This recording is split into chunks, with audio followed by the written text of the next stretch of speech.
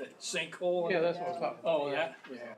That's How you gonna be, that's gonna be fun for you guys, cause that's gonna be a whole lot to cut out.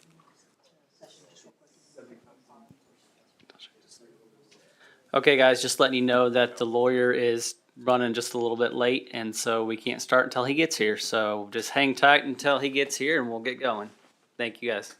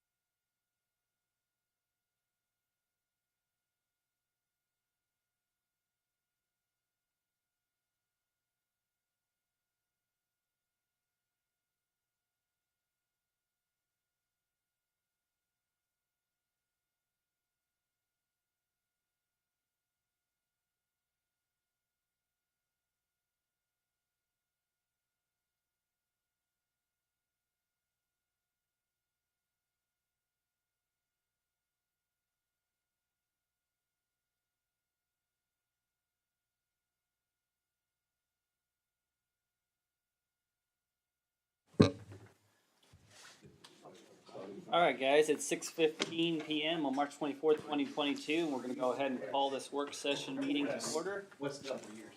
And Mr. Dunley, you have the floor. Thank you, and I apologize for my tardiness. This is the second time I've had to apologize.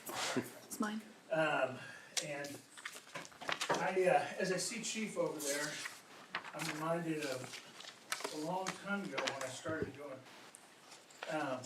civil rights work for KCKPD. They had, Chief Jim Swafford had a command staff meeting at 8:30 every Monday, Wednesday, and Friday.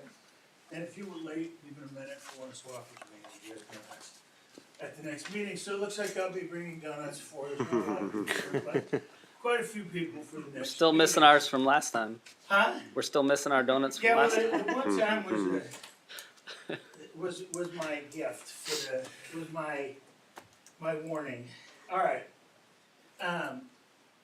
We're here tonight to talk about Kansas Open Meetings Act. I'm gonna start here at the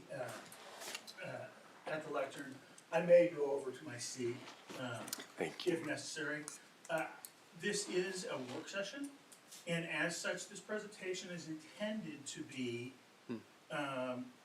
somewhat discussive. Thank you. Rather than just. Is the microphone turned on? How's that? Is that better? I'm normally so loud that it's hard for me to tell. Dead too. There we go. All right. He's on. So the Kansas Open Meetings and the Open Records Act, the reason every council should go through and training regarding both the Open Meetings and the Open Records Act. For the purposes of our discussion this evening, we're going to be focusing on the Open Meetings Act, which is what is most important to the council as a body and the governing body. And I am going to distinguish between the council and the governing body. Sometimes under Spring Hill's municipal code, it can become a little confusing. And this is just a real simple thing to cover at the very beginning. The city council is the group of council members. The governing body is the city council plus the mayor. Spring Hill refers to its governing body in its municipal code, however, as the city council. Even though technically the city council and the mayor are not the same thing.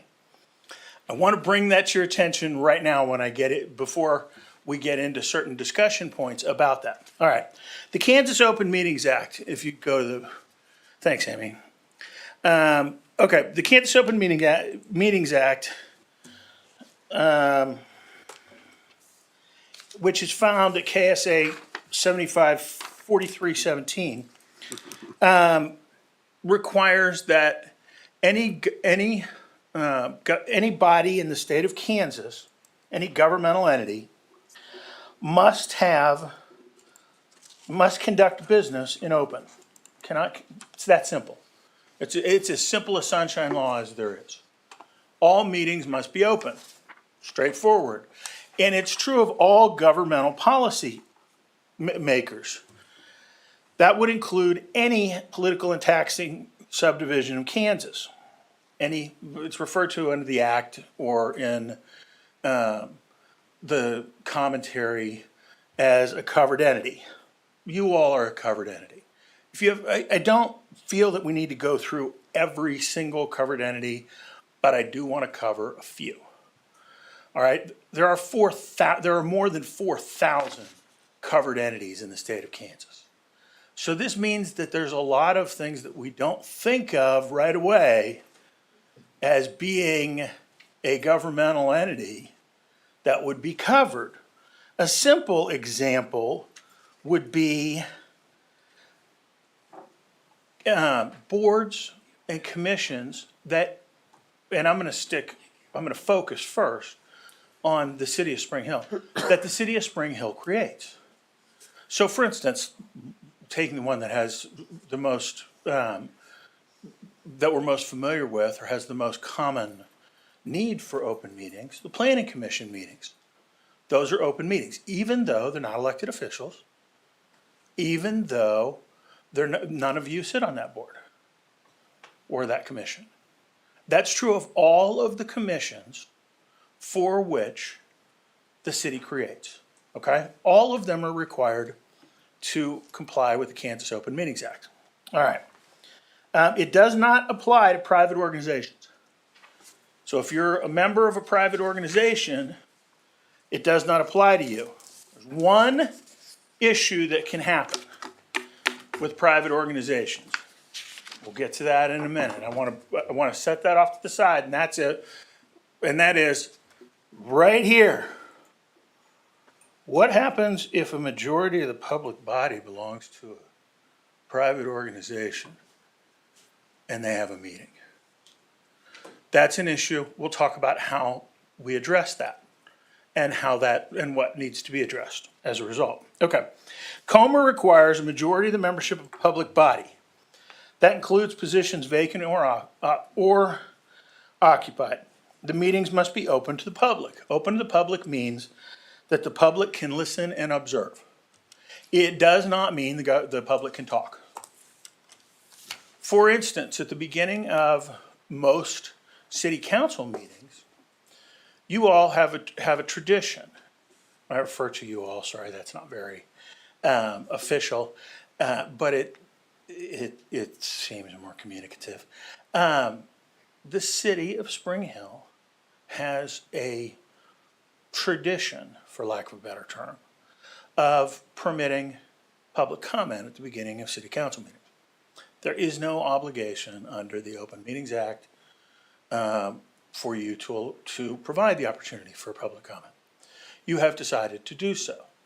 Many entities do so, and most will do so by, will often create a certain set of rules to go with that. And I think that it would probably be a good idea for the city to consider adopting some guidelines for those. Amount of time that someone can speak, limitations on personal attacks on employees, or referencing employees, referencing other particular things that would be impermissible under other laws.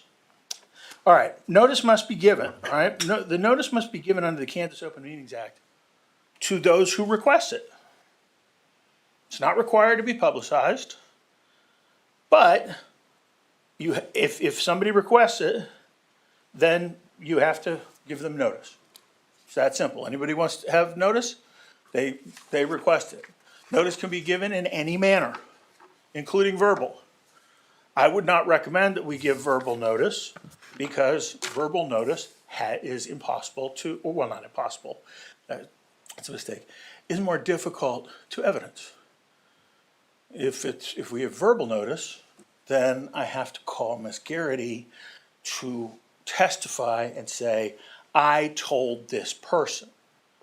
And this person may testify that they didn't get it.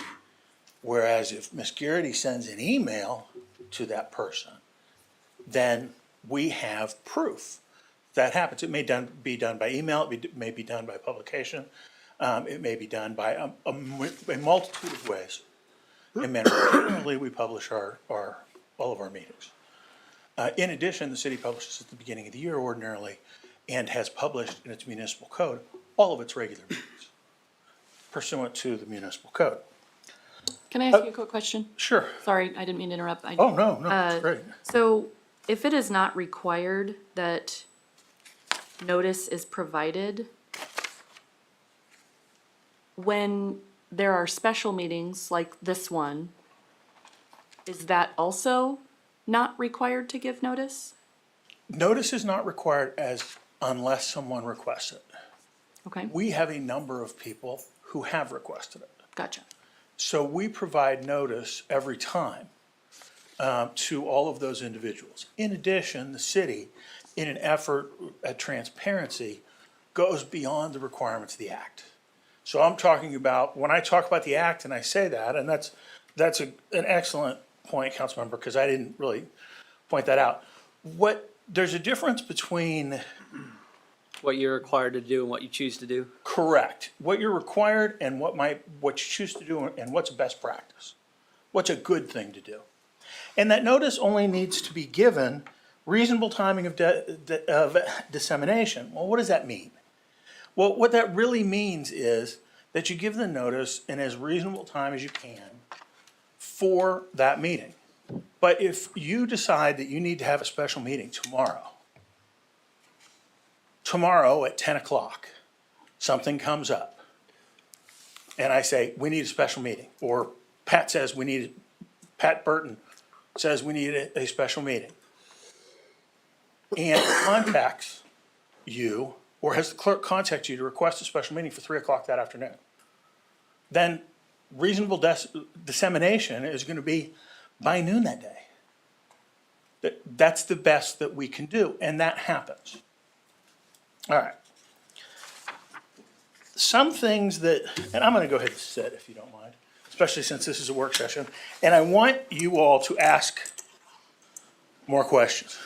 So I'll ask a question while you're walking over there, if you don't mind, going backwards a little bit. As the attorney, your recommendation for, it seems to me that there is a gap in what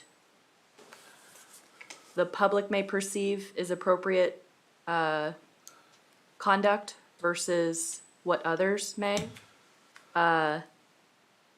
You had mentioned that public can listen and observe, and we choose to allow participation at the beginning.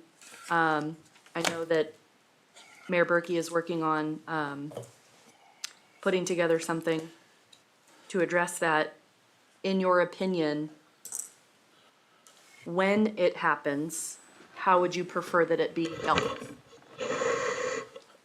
In terms of if there are disruptions to a meeting, that's something somewhat different. And in that situation, the presiding officer is the mayor. My suggestion in terms of dealing with disruptions is if the mayor believes, or the acting mayor, the president of council acting in the mayor's absence, should that be the case, can make a comment, please. Please quiet down. Thereafter, if the mayor or acting mayor elects not to, I may make a comment to assist, to ensure that we have an orderly meeting. Finally, if it continues on beyond that, then we'll take additional steps. I don't want to go too far into exactly what those steps would be. Sure. But as we've seen, the one thing that I will share is one that I have offered before, which is if this continues, I will request that the mayor recess, or that the mayor request a motion to recess. And I think the biggest thing that this is stemming from is just a lack of how-to from the public side. Sure, And so sure, again, absolutely. I know he's in the process of working on something, but Well, part of the challenge is, in an open meeting, while the public doesn't have the opportunity to speak, there's something that can happen, which will happen this evening on your agenda, where the public has an opportunity to speak during a meeting. And that is when you have a public hearing in the middle of a meeting. So you have a meeting, you have a public hearing. At that point, you have a hearing, and those rules are generally going to be different than the rules of a public comment before a meeting. In other words, in a public meeting, in a public hearing, the comments need to be kept to, and that's different than coma. And the requirements for each of those are different amongst a number of different statutes that require the hearing. But for instance, those may be limited to, and how's this microphone for everyone? I think it's fine. Okay. Those comments may be limited to the subject at hand, as opposed to public comment, which may be about anything, or virtually anything that is not otherwise prohibited or in violation of the law. And so you can also set up a different amount of time, particularly if there's a large number of people who wish to speak. Again, it is often necessary at public hearings to set a firm time limit, or if there is a group, a very identifiable group who wishes to use a particular individual to make their point, to have that information ahead of time and say, okay, we'll give this person, 20 minutes and these other people have agreed not to speak on the matter. And that's a way to address a public hearing situation where you have identifiable groups who wish to speak, and those who desire to do so. And that's where it can become more, sometimes that becomes more difficult. Although in the past few months, you've seen a whole variety of difficult behavior at meetings. And unfortunately, in the last 18 months, local government meetings have become far more contentious than they have in the past, with members of the public becoming unruly at times over certain issues. Sometimes these are issues with which people feel extremely strongly about. Sometimes it's a misunderstanding and a certain lack of decorum that has become more common in our society. And we have to acknowledge that that some of that is there, and that there are reasons for it. And so those are the points I would make on that. Okay. Mr. Dunley, can I add something? Sure. Since we're talking about the notice, I know that you had asked that notice is not required, but I kind of wanted to touch back on that. Notice is required anytime there's going to be a quorum present of the governing body or city council. So yes, tonight, everybody got a notice for the work session, and everybody got a notice of the regular meeting. Also, if the city council gets invited to an outside coffee, I'll bring up chamber because that's a popular event that some of you may attend. So we will send out a courtesy notice that the council will be attending the chamber coffee this day, this time, where it's located. And there will be a quorum present, however, there will be no official business conducted. So we do send that out. And the way the public is able to ask for notice, we ask that they sign up through our website. So on our website, we have a notify me section that they can ask for any meeting of the city. And once they do that, they put their email in, they can get it by text. And so then once we've sent that notice out, then it goes to however they asked to receive that communication. So that is how I fill the law with giving notice, that's, And that's required because they have requested notice. yes, and through the email. And then they have the opportunity to remove themselves, whenever they want. But we don't ever go in there and remove anybody. It's up to the person who put their name in there. They're in charge of their whole account, basically, to know what they want to receive. So. Is it fairly safe to assume that we will probably never not give notice because somebody will always request it? I don't think that No. list would ever get down to 0 people. Oh, yeah, no. Yeah. Well, see, and years ago, every year, I would send out a letter saying, hey, you've received notice, it's now been,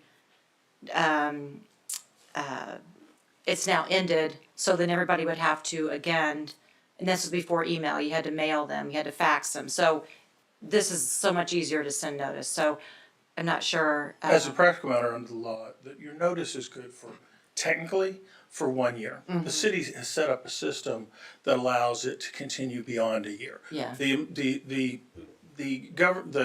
public body, the covered entity, doesn't have to cut it off after a year. They can choose to do so. And if for some reason, say we got a new system that required upgrading or we were unable to import the old information, was incredibly unlikely. But by way of example, like tonight, when I put a thumb drive into my computer, which we allow out here, but I should not have done. That's not allowed in my office. And I did, and I locked up my computer because I thought I had a previously scanned thumb drive that I had used, but my computer system has been updated. So if I put a thumb drive in my computer, it locks it up. So if something happens along those lines, then we may have to send notice to everyone that they need to re-up. Okay, in terms of meetings, there are no minutes required under COMA. Doesn't mean that the city doesn't have to keep minutes. The city has its own policies for keeping minutes and has adopted municipal codes to do so. However, there are minutes required for going into an executive session. So you don't have to have minutes of a meeting necessarily under COMA, but you have to have minutes of going into an executive session. That requirement is contained within the act, and that requires three things listed there. A statement describing the subjects to be discussed without revealing confidential information, the justification, a reference to one of the permitted topics, and the time and place at which the open meeting will resume. You cannot make a binding decision in executive session. It requires a vote to enter, as you're all familiar with, to enter into executive session. This is an important note. It means that, and it's something that we experienced earlier this year, if the governing body it seeks to, if I am requested to make something that is confidential or is a privileged communication, I am bound to protect that privileged communication. My client is the governing body of the city. I can't release that privileged information absent direction from the governing body. I can't get direction from the governing body without a meeting to go into executive session to get direction. So if there is no direction, I can't waive privilege. And we need a meeting to go in to do that. And that's an example of when meetings are responsible. All right, confidentiality in executive sessions. All right, this is very important. Information that's discussed in executive session cannot be discussed outside of executive session. All right, other than with counsel if it's related to attorney-client privileged communication or as necessary to further limited employee discussion or communication from say the city administrator to the mayor regarding particular negotiations for which trade secrets were discussed or negotiating strategy relating to those. Other than that, you can't discuss that with anyone else. And if it's discussed with anyone else, then the protection of that information, A, is lost, and B, you're in violation of the act, technically. Now, it's a technical violation of the act, which simply results in the information being made public and available to the public. Some of the examples of information that's confidential would be trade secrets, financial data of corporate or other organizations, information related to security systems, for example. And so steps that would be taken in a security circumstance do not have to be discussed. They may be in public, they may be discussed in executive session. Adoption of an overall plan would be something that would need to be taken in open session, if that distinction makes sense. All right, some other permitted discussion topics. The first two cover about 95% of the topics, which is personnel matters related to non-elected personnel. By the way, that doesn't mean anyone that's on the council. It generally does not mean, it also doesn't include persons appointed to commissions unless they are employee commissions, which you don't have. We do not have any employee-employer negotiations. That doesn't fit for the city. That has to do with government entities in Kansas municipalities that have agreed to permit organized labor and recognize organized labor groups. Once in, never out. That's something that this body, as I understand it, has absolutely no interest in ever joining and or taking part in, and that would generally be my advice as well. The city of Spring Hill has long believed that it is best to negotiate and to communicate directly with its employees rather than a third-party intermediary that is neither the city nor the employee. One thing that's important to note, consultation with an attorney, in other words, attorney-client privilege or advice of counsel. There are a couple of things that can be destroyed here. One, if you talk about it, then privilege is destroyed, including to your spouse. Two, the only people that can be in there are you and members of the governmental entity or who work for the city or are agents. In other words, in furtherance of it. If some person is in there who is concerned about the matter, for instance, to negotiate on something, that's not an improper use of it and would destroy privilege. All right? Okay. Some other examples are given on the next slide for your notes. Matters related to action affecting a specific person. That is almost never going to be an issue given the services currently provided by the city. However, there's a 1% chance. To put it basically, it could happen at some point with some of the programs that the city participates in on occasion. Security measures, etc., and for discussion of acquisition of real property. Okay, here's the things, I want to move on to the things COMA does not require, but that the city does. We're off one. There we go. Okay. It doesn't require an agenda. We use an agenda. Why do we use an agenda? Keep organized. Do we have to follow the agenda with incredible conciseness? No. We run fairly.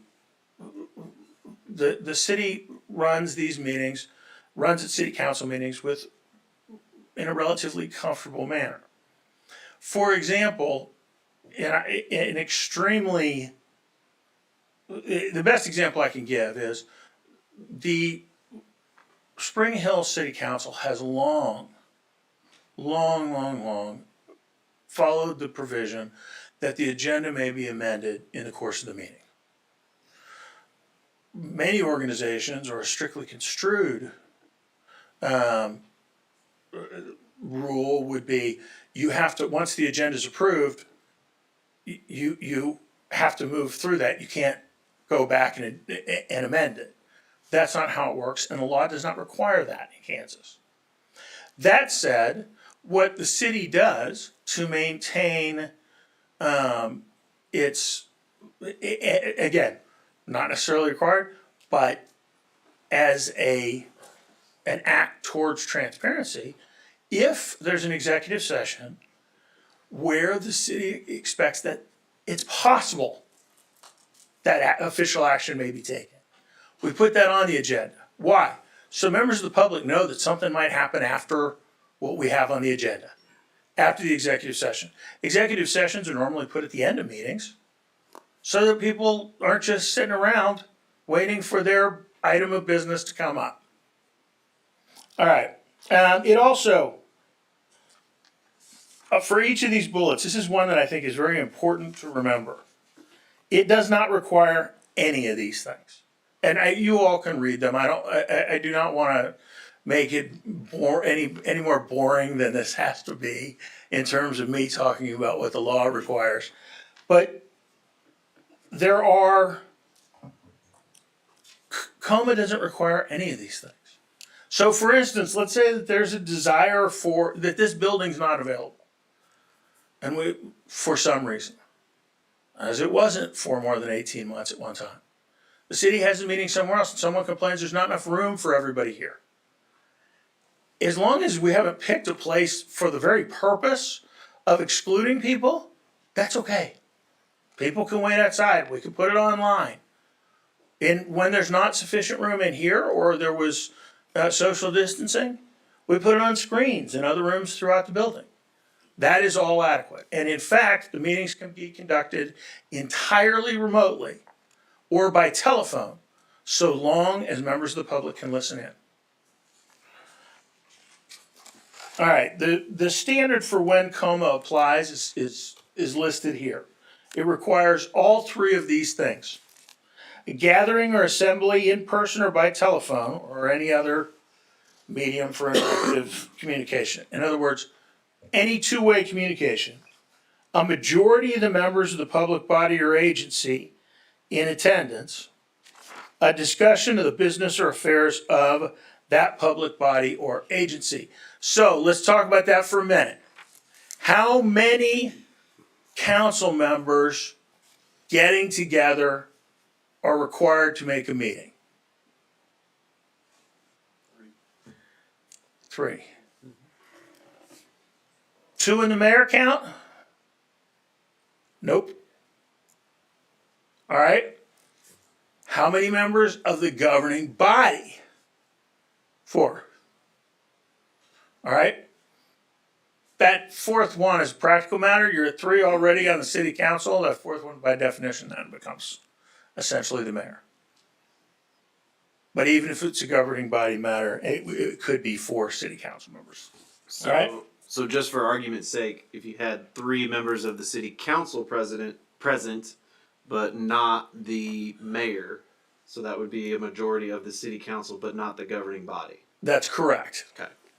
But the city council is an entity, and the city council is the entity that votes, and that's majority. Therefore, 3 members, 3 city council members triggers the act. Which in turn, 3 members of the city council could conduct a meeting without the mayor, someone sitting in for the mayor, and then conduct business, right? That is correct. Okay. That is correct. Okay. This does not apply to staff meetings of public agency. It doesn't have anything to do with any of the meetings of your employees, your officers, or even your attendance at your individual attendance at one of those. You wanted us to find something out. There would need to be more than 2 of you in attendance. Setting aside the mayor, more than 2 council members. All right. COMA allows, there's some things that it allows. Things that we've talked about. Video, audio recordings of meetings. Public body are allowed to participate remotely. Amending the agenda at any time. Again, what did we talk about? We follow the rules under COMA. We've had some discussion, oh, you can't amend the agenda at this point. Robert's Rules says this. Okay. Robert's Rules is the very, very, very, very, very last thing on the huge list of laws, as I once explained, that we go to, and it's not a law. It's if we run out of anything else to make a decision as to what we do next, we go to Robert's Rules. Okay, which aren't particularly helpful. It's important to note that I don't care what Robert's Rules say about amending the agenda. I mean, I understand if it becomes a question, we're way ahead of that. The Kansas law allows you to amend it. All right. Discussion of majority outside of meeting is, now here's the one thing that's an exception. And this is ordinarily done by serial meeting. This is what happens if we need to have a meeting. Can you talk about having what time will work for a meeting? Yes. Is it a good idea? No. How do I prefer that be done? That either I do it as city attorney, Miss Garrity do it, Miss Wood, Mr. Burton, Ms. Long, someone else contacts you. Why? Because it's hard not to talk about something when you're on the phone. It's just safer. Because when you're on the phone, it's easy to say, why do we have to have a meeting? Well, we're going to talk about this. Oh, okay. Well, I think that's... Ah! If we're going to say we're going to talk about this, okay, that's not interactive yet. Still not interactive. Talking to a rock. Think of yourself when you get those conversations. I'm a pet rock. All right? Someone's talking to their pet rock. Remember when you were a kid and you have a share your deepest feelings? I don't know, pet rocks probably date me. But people had these things and they talked to them. I don't know. Or a stuffed animal. Fine. Be the stuffed animal if you're getting the information. If you respond to one person, fine. They respond to somebody else, you got a problem. So what's the best course of action? In that circumstance, don't talk about it. If you know they're going to be talking to others. All right. COMA does not allow interactive communication in a series. This is what's known as a serial meeting. I don't want to stretch this too far, but what this is this is a telephone game. So Councilmember Roth calls Councilmember Young and says, I think that we should adopt an ordinance that says this. What do you think? Fine. Is that okay? Yes, absolutely. Councilmember Roth's calling Councilmember Young saying, I think that this is a good idea. I'd like you to get on board and study this. Councilmember Roth then calls Councilmember North and says, Councilmember, I think that this is an important thing and I want you to get on board with this. Uh-oh. Now we have a serial meeting where interactive communication is going from 3 people. Okay? That's where you have to be careful about interactive communication. You have to make sure that it's either one way and nobody says anything back and it is not conferred to others. All right? That's the real catch with those. And it can be other people. That's the part that's tricky.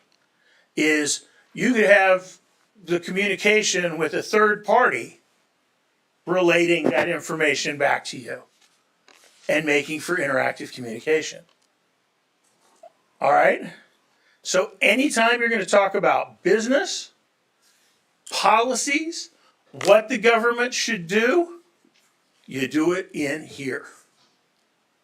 That's the time to do it. If you want to talk to one person about your idea, particularly if you want to talk to the mayor, that this is something that you'd like brought up, if you're not comfortable bringing it up, or you want to gauge the temperature the mayor's feeling on a matter, fine. Or you want to gauge someone else's feeling. But you've got to limit it there. Otherwise, discuss it in the comments. It's the perfect opportunity for you to put out new ideas. All right, enforcement, I'm not going to go through enforcement. If there's an issue, we will report it. We will report any issue ourselves. Upon violation, I know we get 6 minutes.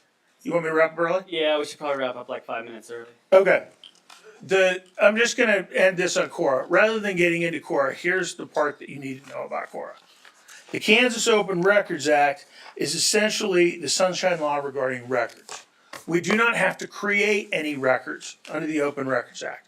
The Open Records Act is administered by the city clerk primarily, but an open records request can be made to any public official or officer, including all of you.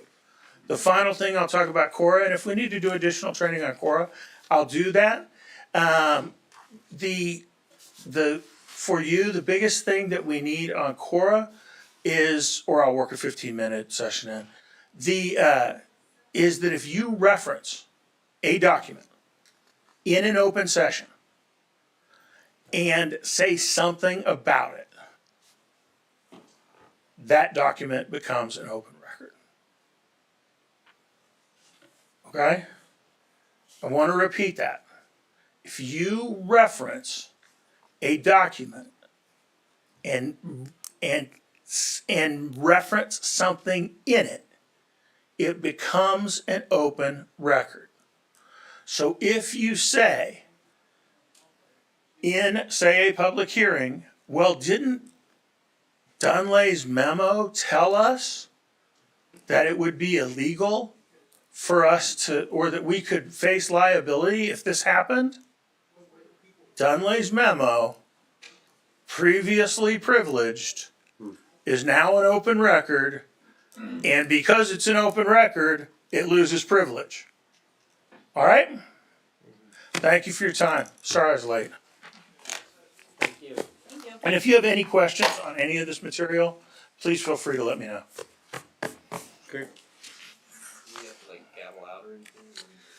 At this time, we'll adjourn the work session and take about a 5-minute break.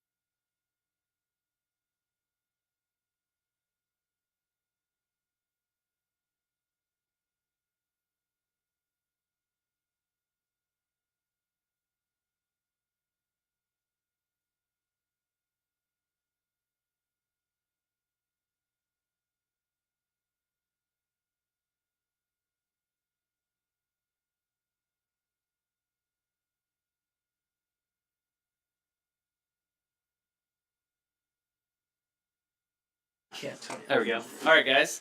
It is 7 p.m. I'm going to call this regularly scheduled meeting of the governing body on March 24th to order. And with that, Wendy, would you do the invocation for us? And if everyone can please stand if you're able. Our Father in heaven, we're grateful for the opportunity that we have to live in this choice land of America and all the freedoms and liberties that we enjoy. We're thankful for all those that serve this city to make it run smoothly. We're thankful for our police officers and firemen that help protect the city on a daily basis. And we are grateful for the opportunity that we have to serve as the governing body of the city of Spring Hill. We ask for wisdom and discernment as we go about this meeting, that we'll be able to use the finances of the city wisely and be able to understand the needs of those that live within this community. And we acknowledge thy hand in all of our blessings this day, and we say these things in the name of Jesus Christ. Amen. Amen. Please remain standing for the pledge. I pledge Pledge allegiance to the flag of the United States of America, to the republic for which it stands, one nation, under God, indivisible, with liberty and justice for all.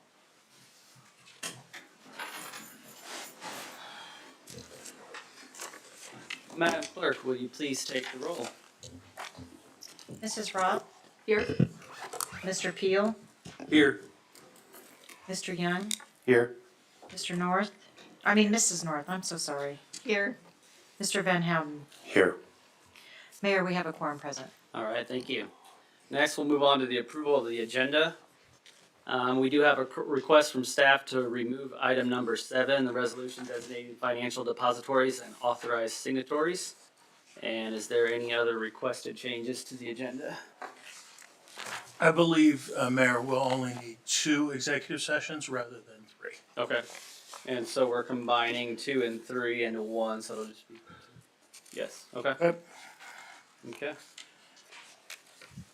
Anything else?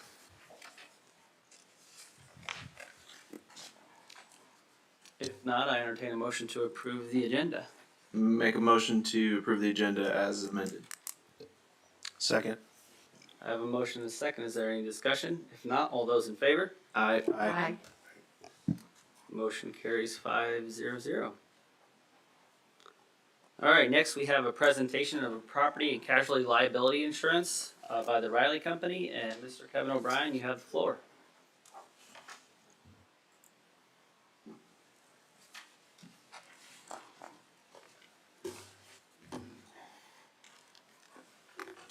Good evening, Mr. Mayor, council members. My name's Kevin O'Brien. I'm with the Riley Insurance Organization, and we are the insurance agents and brokers for the city. I appreciate you giving me this opportunity to present the program for the upcoming renewal. Before I do that, I want to make sure and thank the staff. This is a process that involves a lot of information gathering, involves every department of the city. So I definitely want to be sure to thank the staff, and especially my main contact has been with Monakisha, who has really been the person that I've worked with closely to get this information. So I want to, for the record, to thank all staff. In the overview that you have before you, just to give you a little background about the insurance marketplace for public entities, we're starting to see some rate increases come through. We're seeing in both property, in liability, and in auto insurance. 2021 was a tough year for the insurance industry, the 3rd largest in terms of claims, property insurance claims. Started out in February with the Texas freeze, and then in August, Hurricane Ida, which was the 5th worst hurricane on record. And then in December, serious and severe storms throughout the southeast. So in addition to that, 2021 was the 3rd worst hurricane year on record with 21 named storms. So not a good situation for the insurance industry.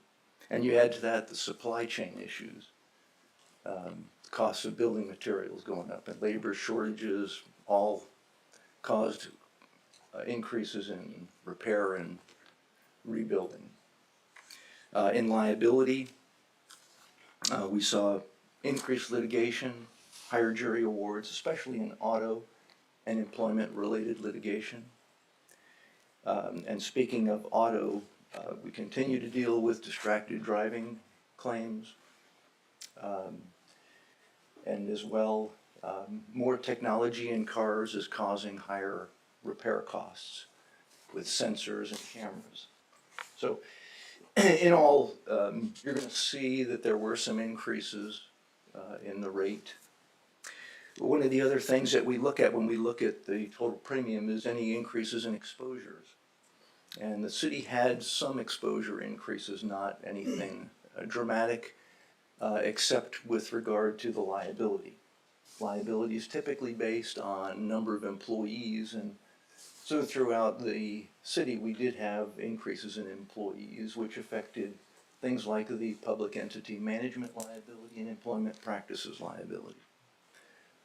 And then we had increases as well in the police employees. So those were double-digit increases, and some of that is reflected as well. None of the other increases in terms of overall payroll or property values were significant, other than computer equipment that did increase pretty dramatically from 125,000 to 425,000, 150,000 rather to 425,000. So in general, those are the exposure increases. The last part of my summary was recommendations for coverage, and just recommendations in general, and we'll talk about these in a few minutes, but I just want to mention the two recommendations. One was consideration of pollution insurance to fill that gap that is currently in the city's insurance program. And number two, consideration of important cybersecurity issues to strengthen the city's current vulnerability to cyber attack.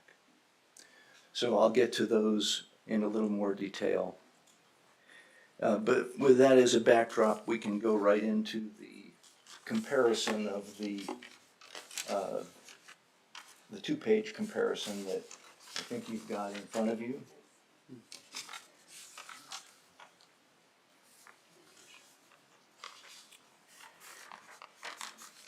So, starting out,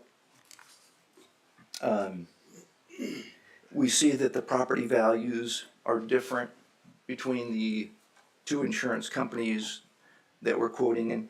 And by the way, let me talk about the fact that we've got two insurance companies that we're looking at.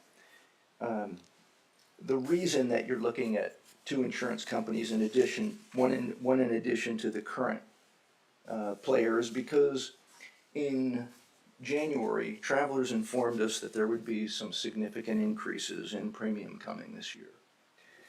So I thought it prudent to go back to EMC Insurance, who quoted the city's insurance last year, to get a competing quote, just to make sure that we weren't stuck with just one. So the first column is the current coverage and limits of coverage.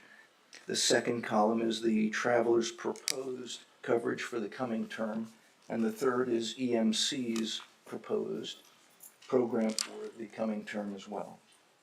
So again, the values we start, you can see that they're different, and the reason is because Travelers actually had included the computer equipment in their total blanket limit of coverage, whereas EMC pulled the computer equipment out of that limit. These are blanket coverages, so You have also in your packet a list of the different properties that we're insuring and the values attributable to each, both building and contents. If there's any kind of a loss, we have the one single blanket limit to use for any particular claim, not limited to the value that is shown for that location on the schedule.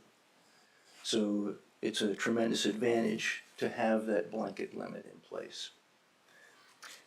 Travelers' values are higher because they took last year's values and increased them by 3%. I think I put 4% in there, but it's actually 3% for inflation.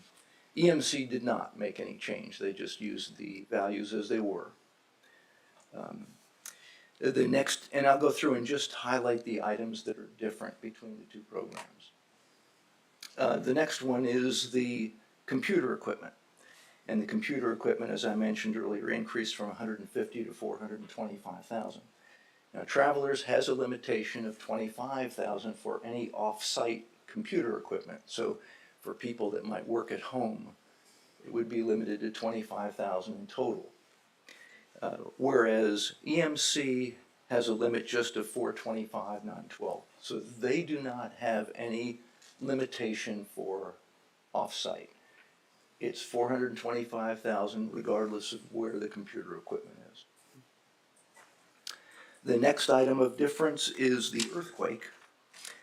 Travelers has a deductible of 25,000 per occurrence, and EMC uses a 5% deductible. Now that's not 5% of the claim, it's 5% of the structure that we're insuring that becomes the deductible. As an example, if there was an earthquake that affected this building, with Travelers it'd be a 25,000 deductible. With EMC, it'd be a $300,000 deductible. So that is one difference between the two. The next item is flood coverage. EMC does not provide any flood coverage. Travelers provides up to $1 million. And subject to a $100,000 deductible per occurrence. So there's some coverage built in for flood. The next one, cosmetic roof damage limitation. So this is something that insurance companies have used to try to deal with the hail claims that we have here in the Midwest. Travelers has not yet instituted this limitation. EMC is using it, and this limitation, and in fact you may see it on even some of your homeowners policies. This limitation basically says that if hail causes dings or any kind of cosmetic damage, but does not impact the functionality of the roof, the claim is not paid. The claim is paid when it affects the functionality of the roof. This became an issue last year with respect to the police building. The city council did not want to go with EMC because of that. As a result, EMC has removed that limitation as respects the police building. So it does not apply to the police building. The next differences are in the crime coverage. They're fairly minor, but I'll mention them. Their money and securities coverage, which is basically robbery on-site or while making a delivery to the bank, a deposit to the bank. Travelers offers $25,000, EMC $10,000. In checking with staff, the $10,000 appears to be sufficient. They could be increased, either one could be increased if needed, but this is what automatically comes with the policy. The second difference in the crime coverage is the deductible, and you can see that EMC has a $2,000 deductible applicable to any crime claim, whereas Travelers has a $1,000 deductible. As respects the inland marine, where we're insuring the contractor's equipment for public works, as well as the police equipment, there were no differences there. When we get to the general liability, there are two differences there, one of them very significant. The first one that I'll mention is not the significant one, but Travelers has no deductible if there's a liability claim. So if, and EMC has a $500 property damage deductible. So if the city was repairing a street light, a signal, and dropped a tool and it hit a car, with Travelers there's no deductible, with EMC there's a $500 deductible because it's property damage. If that tool fell and hit an individual walking by, no deductible for either company. EMC has instituted this, as have many insurance companies, to eliminate small claims that you probably wouldn't even submit anyhow, but they put it on. So it's a minor issue, but it's there. The bigger issue is the next one, and on your sheet, you need to make a change, and that is to cross out the $1 million under the EMC coverage. So in the Travelers program, and we'll talk more about this when we get to the pollution recommendation, but pollution coverage is excluded in virtually every liability policy. Travelers gives an exception to that by allowing coverage for a sewage backup into a building or home. EMC does not. They don't have that coverage available. So that is something that I want to be sure that is noted. In terms of the liability, other liability coverage, the law enforcement liability, public official liability, and the employment practices liability, the difference with those is that Travelers has a $1 million limit per claim and a $1 million aggregate. Aggregate means all claims in the 12-month policy term. EMC offers a $2 million aggregate. They still have the $1 million for any single claim, but they offer $2 million for all claims in the 12-month policy term. So it allows for more opportunity to cover more claims in all three of those areas. The other difference under the employment practices section is workplace violence expenses. This is a coverage that was new last year. Travelers provides a $250,000 limit per occurrence, regardless of the number of individuals, employees that are impacted in such an event, whereas EMC offers a $25,000 limit per person with no cap on how many people there could be. So it's just a different way of doing that. There are no changes in coverage between the two on the auto or in the excess liability or in the workers' compensation. The next difference comes down to the pricing difference. And you can see that there's a $10,500 difference in EMC's favor as far as that goes. The other pricing difference is a potential that EMC has because they offer a dividend program. A dividend program is a program that merely provides the opportunity for a return of premium paid, depending on claims. Now, not claims related to the city, but claims related to their entire book of business in the state of Kansas. In the past 5 years, that dividend has averaged 19%, which amounts to about $30,000 of potential, because it's not guaranteed. It's a year-to-year thing, and they've paid that dividend every year for the past 10 plus years.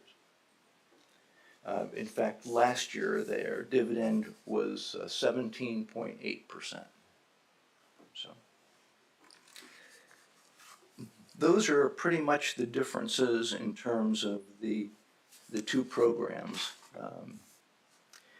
And I'm happy to answer any questions before I go to the next section on cyber. So the dividend pertains to EMC EMC and not only. travelers? Correct. Mr. O'Brien, I have a question when the council members are done. Thank you. I don't want to interrupt them. Based on a quick review, it looks like EMC has some gaps, as far as coverage goes.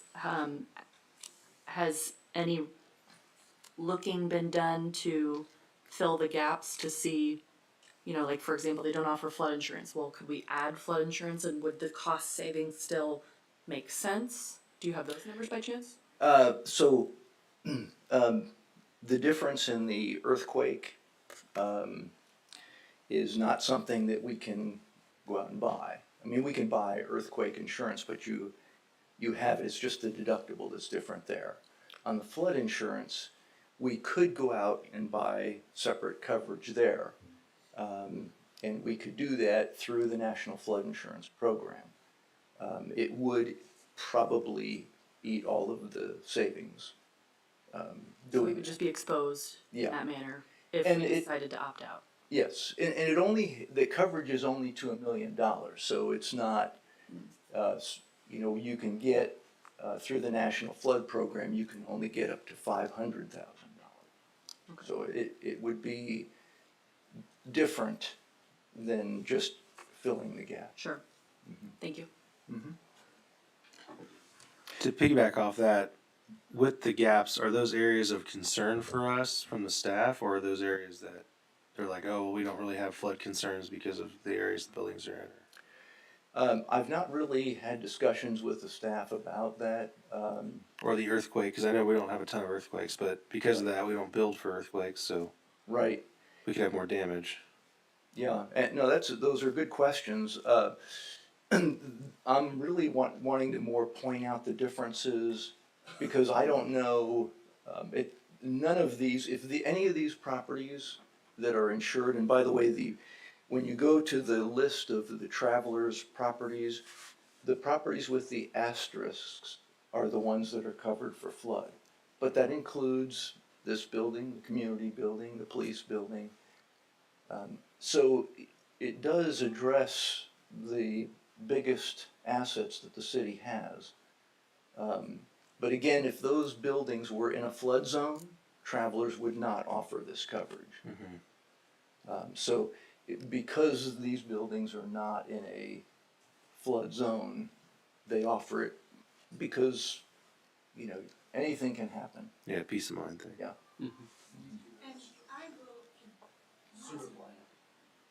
Is that covered? But is it covered under this or not? Well, Yeah, because that one's in the flood zone. Yeah. Yeah. And I will add that in terms of the conversation about the flood coverage, and mainly conversations have been had internally about that, and we were just obviously talking about our treatment plant because of obviously the water and the fact that it is in a flood zone. But even in that case, even though this insurance doesn't cover that, I was informed like in the last 5 years, there was like a major rain situation where there was flooding that happened down there. But the damage in and of itself didn't even exceed the deductible of $100,000. So there doesn't seem to be any major concern about not having this coverage. That was kind of what I was looking for. Yeah, that's Perfect, That's thank where you. we're going. Thank you.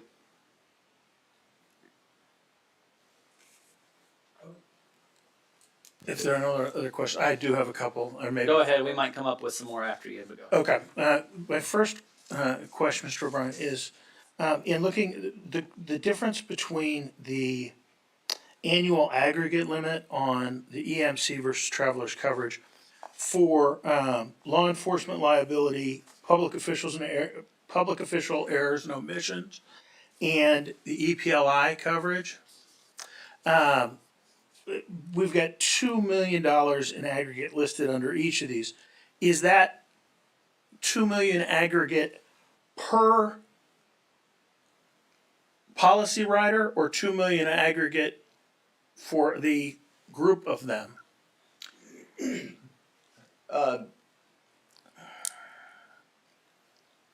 I believe it is per coverage, but I can check that just to make sure. What, I think that's something we need to know.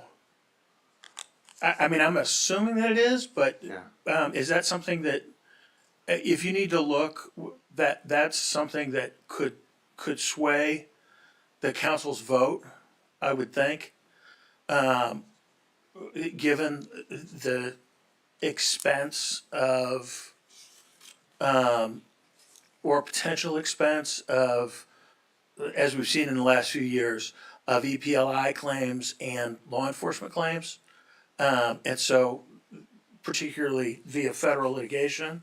And so that was my first. And then the second on the, I think you were going to get to, maybe I haven't, and if you're going to get to it, I apologize.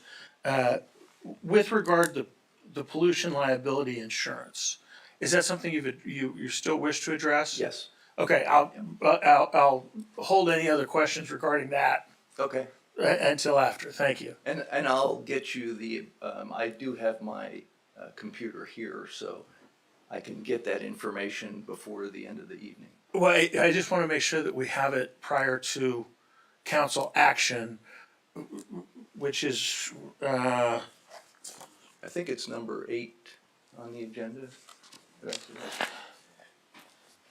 I believe, no? I mean, 12 rather. Yes, Yeah. it's at the end of the formal council, so that'd be perfect. That's perfect. That gives you enough time to do so. Thank you, sir. Thank you. And then if you discuss the other matter, then we'll address that. Great. Thank you. Thank you. Any other questions, or do you want me to move on to the cyber? I think you can probably go ahead and move on. Okay. Well, I'll just say of any coverage that we write for our clients, this is the one that is by far the one that has been disrupted in the marketplace. As you can see on the spreadsheet that was in the packet, we approached 6 different insurance companies that do cyber insurance, and the reality is we ended up with the best one, but we ended up with the best one only because the incumbent carrier just handed us a renewal of the current program for the coming year. And that is highly unusual. We really dodged a bullet because most insurance companies are requesting updates as far as security measures. In the past, cyber has been something that insurance companies were willing to just provide a quote based on number of employees and revenues. And now it's totally different. And insurance companies are now really the ones pushing cybersecurity. And the reason is because cyber's become such a huge issue. Malware, and especially ransomware, has been the hacker's favorite method of attack. And in fact, 75% of cyber claims last year were ransomware claims. And the ransom has tripled in the last 12 months, the average ransom amount. So it's a huge issue. It's one we are glad to have the premium there because that's an incredible premium. I can just tell you, we're seeing increases that are doubling and tripling of expiring policy premiums. So, but that leads me to the number 2 recommendation that I made with cyber, and that is again to implement some critical cyber security measures to avoid the vulnerability that we now have. So the 4 key things: multi-factor authentication for all remote use and critical use IT involvement, cloud backup, and again, only accessible using multi-factor authentication. Endpoint detection and response, so that we know if there's something going on at any user's station and can address it effectively. And then the last thing I'll just mention is training for employees involving attacks, simulated attacks, or phishing, which is, huge. So those are 4 things that I think really need to be done, and the sooner the better. I can tell you that this policy, if those things aren't in place by this time next year, it's unlikely that the city will be able to get this coverage. Before moving on to the pollution, I'm happy to answer any questions about the cyber. We're not gonna discuss anymore. That's done. Please, that's the end. Sorry? No more discussion about cybersecurity. Okay. Thank you. Okay, thanks. Back to the insurance program summary, my first recommendation was for pollution coverage for the wastewater treatment plant. As I mentioned earlier, pollution events are excluded in virtually every policy, but it's available as a separate coverage. And there's 2 gaps related to pollution that we have. One is insurable and one is generally not insurable. The one that's not insurable is sewage backup and sewer gas claims. And I'm saying that in general, because pollution policies insure pollution events, pollution releases related to a specific location.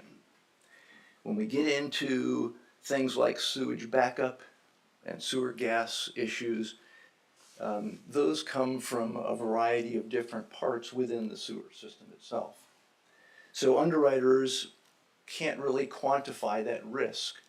There's various types of pipe used, various ages of the pipe, different chemicals used to treat the sewage.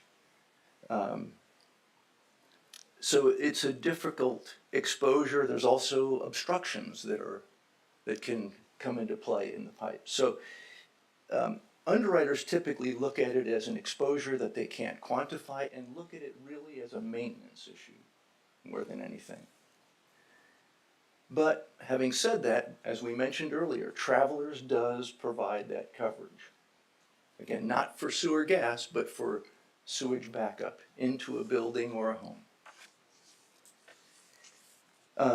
Is the coverage that you're talking about in terms of this pollution liability rider, the additional rider, is that similar to the coverage the city currently possesses?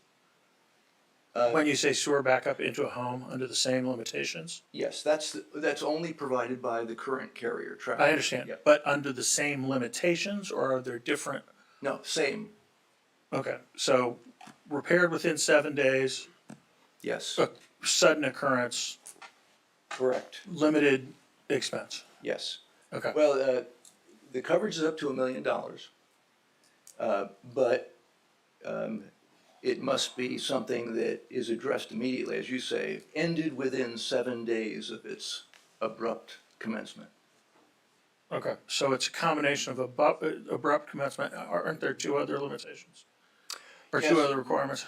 Yeah, one was an intentional act, and one was that it be that it happened after the coverage was in place. Okay. Okay, so that part I understand Yeah. entirely. Okay, and will the new rider do more? So the Or the rider that you have attached here? oh, okay. So yeah, I'm about to talk about Okay. that. Yep. So yeah, so let's talk about the one that's insurable. So this is the one. It's not with Travelers or AMC. It's a separate pollution underwriting company, and it's to ensure the wastewater treatment plant, and specifically any release from that plant that impacts downstream property and its bodily injury and or property damage. So it could impact animals, it could impact people, it could impact animals, it could impact fish. Or, I should say, or it could impact just property that needs to be cleaned up and remediated. And any damage, if a landowner alleges that the value is diminished because of that event, it would address those claims as well. So it's intended to be a cleanup, remediation, and liability program to address any release from the water treatment plant, wastewater treatment plant. Did that? Sorry? Drinking well contamination? Only if the wastewater impacts a well. Yes. So just to be clear, it would cover any outgoing sewage from our wastewater plant if there was a problem with the wastewater plant? No. I thought that's what you just said. It would be a spill or a release from the wastewater treatment plant, not within the sewage system. No, wait, let me explain again. Okay. I think I said anything outgoing, so something coming from the wastewater plant, a release of sewage would be covered from this, under this policy, correct? Yes. But sewage coming to the plant through our sanitary sewer system coming into the plant is not covered under the policy, correct? Correct. And that's the part that's virtually uninsurable, is that what you're? Yeah. Okay, thank you. Yeah. Thank you. Sorry, I misunderstood there. No, that's quite all right. Okay. So there's a premium indication attached to that page that, again, that's a pretty standard, $1 million per claim, $2 million aggregate for all claims in the policy period, and a $10,000 deductible. And that can be added at any time. It's just something that's not part of the program right now. So I'm happy to answer any other questions. Just a couple quick general ones. So I just want to make sure that I'm understanding everything correctly. The pollution stuff that you just talked about is a 7,500 to 10K add-on, Yes, beyond the yellow lines on here that we're looking at. correct. And then you had mentioned with EMC about the dividend, which I want to make sure I'm understanding that correctly. The premium that they're offering is the 173, and then the dividend return, which it says averages 19%, not guaranteed by any means, but even if we got half of that back, we could get 16,000 of our premium back or something like that. Is that fairly accurate to say? Yeah, one clarification. Okay. It only applies to EMC, Right. so not to the Travelers cyber- is not offering that perk. Correct. Okay. Yeah, Travelers is not, and then not to the, Cyber and identity theft. correct, yes. So it's the 170, not the 173. And it also does Okay. not include the umbrella premium, which is around 4 or 5. So that's why I say but most of that 170 would be in that. Okay. That's why you got them broken out that way. Is that dividend only given back in premium towards the next year, or is it actually given back? Cash It's back. just given It's back. cash back? So Okay. you get a check for that. So whether we stay with them the following year or not shouldn't. Correct. Okay. Just so you know, staff is only using 10% factor just for safety. Okay. On the travelers, you said they do have some pollution coverage. What does their cover all pollution except for sewer? No, the only coverage that Travelers provides that's related to pollution is the backup of sewage into A person. a building or home. Okay. That's the only, That's the only thing they're requiring. Okay. And that is only if it is fixed and fully remediated within 7 days. days. Yes.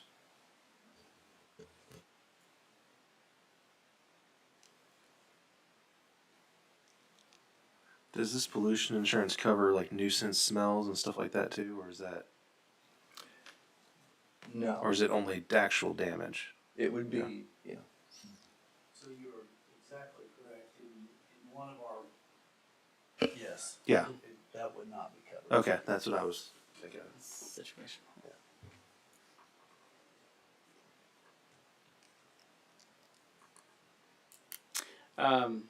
And this may be a question for you, Pat, possibly.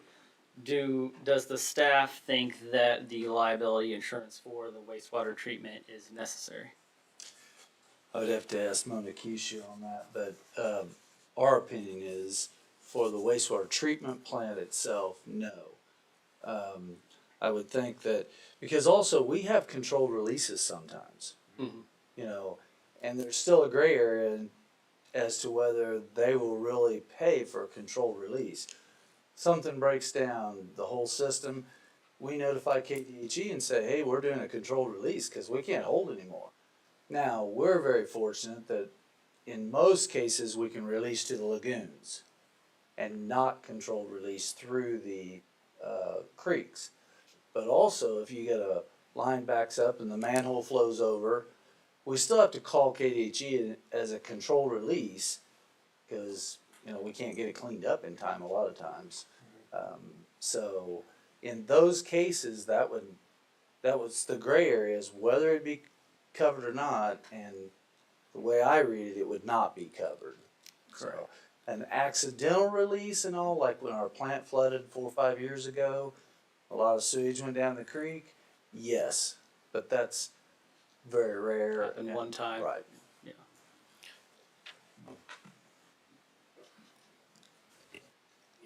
I would also note that it's extremely difficult in dealing with the coverage providers if you have what I'll refer to as a backup from the plant. If as Mr. Burton just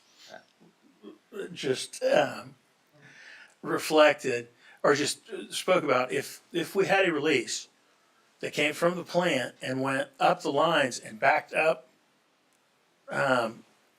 to into houses or into out of a manhole cover and it smells, there is almost no chance that we're going to get coverage under this rider for something that goes up the system. We will spend more money proving it than. I mean, that's just the reality is they're not going to cover through the intake system, and if you backflow in the intake system, it's going to be almost impossible to prove because it's going to be an event that would be almost certainly would be an event related to some other causation, flood Or maintenance, Right. improper maintenance, and things like that, so. Okay. Tree roots. Tree roots. Yeah. Any other questions?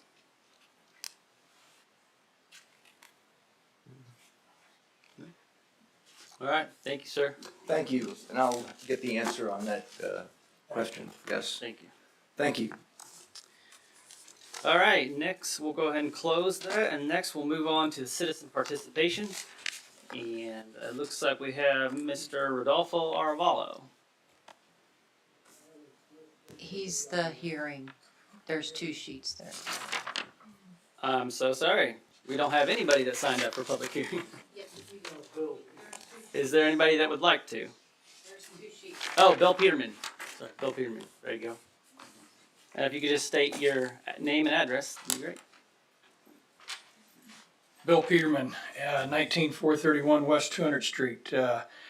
My concern with what we was talking with and being a citizen and not being able to ask questions, I thought this would be the right time to do that. Pat, we have had quite a bit of sewer gas around here, correct, over the last 5-7 years? That's correct. And were they gonna cover all that? No, Okay, I just wanted to make sure. Oh, they won't? That's what we were talking about. Yeah. That's the. Okay, that's what I wanted to make sure we was covering on. What about E&O insurance? Were they covering anything on that?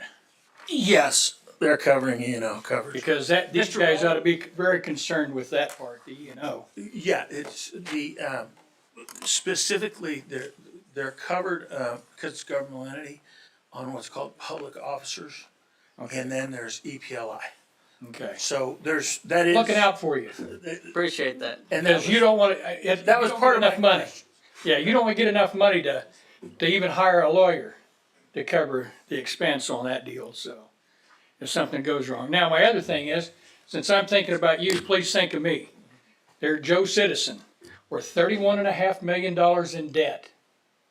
$31.5 million in debt. We all get big smiles when they talk about that $750,000 we had left over from last year. Is that correct? 750,000? And I understand you got another 250,000 from the mayor's deal and on the COVID.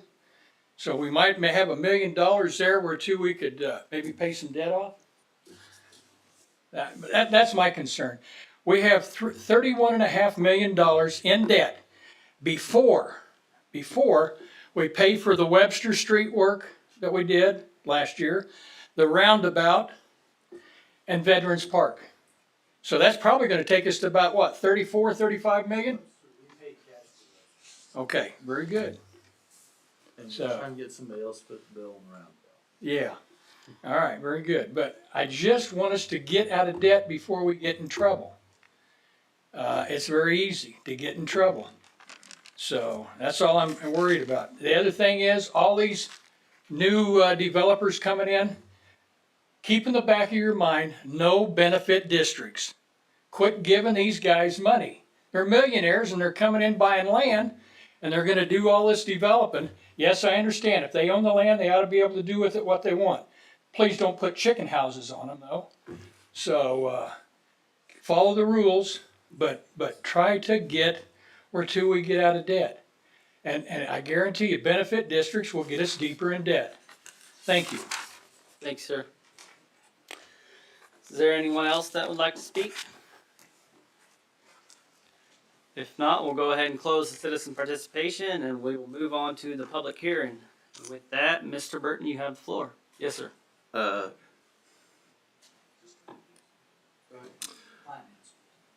Mr. Mayor, I'm gonna recuse myself from the public hearing and agenda item number 8. My employer is one of the taxing authorities that will be affected by this item, and I want to avoid any potential perception of a conflict of interest. Okay. So with that, I will step out, come back after the public hearing, and then when we get to number 8, I will step out again and then come back. Okay. And I will introduce Mr. Tyler Ellsworth of Kutak Rock, and he's our consultant counsel on this issue. Good evening, Mayor and Council. Good evening. As Luann said, I'm Tyler Ellsworth. I'm an attorney with Kutak Rock, and our firm is the city's bond counsel.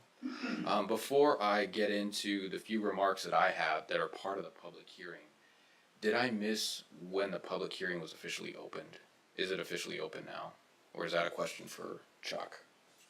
I believe the mayor. The mayor opened it? That he opened the. Okay. I did not hear him open it. You I'm sorry, I just think- asked Mr. Burton, so Yeah, you could, Could you declare it open? Yes, I declare the public hearing open. I did, but yes, just That's right. Perfect. pretty quickly, so Perfect. Okay, well, I thought that I had missed it, so. you're good.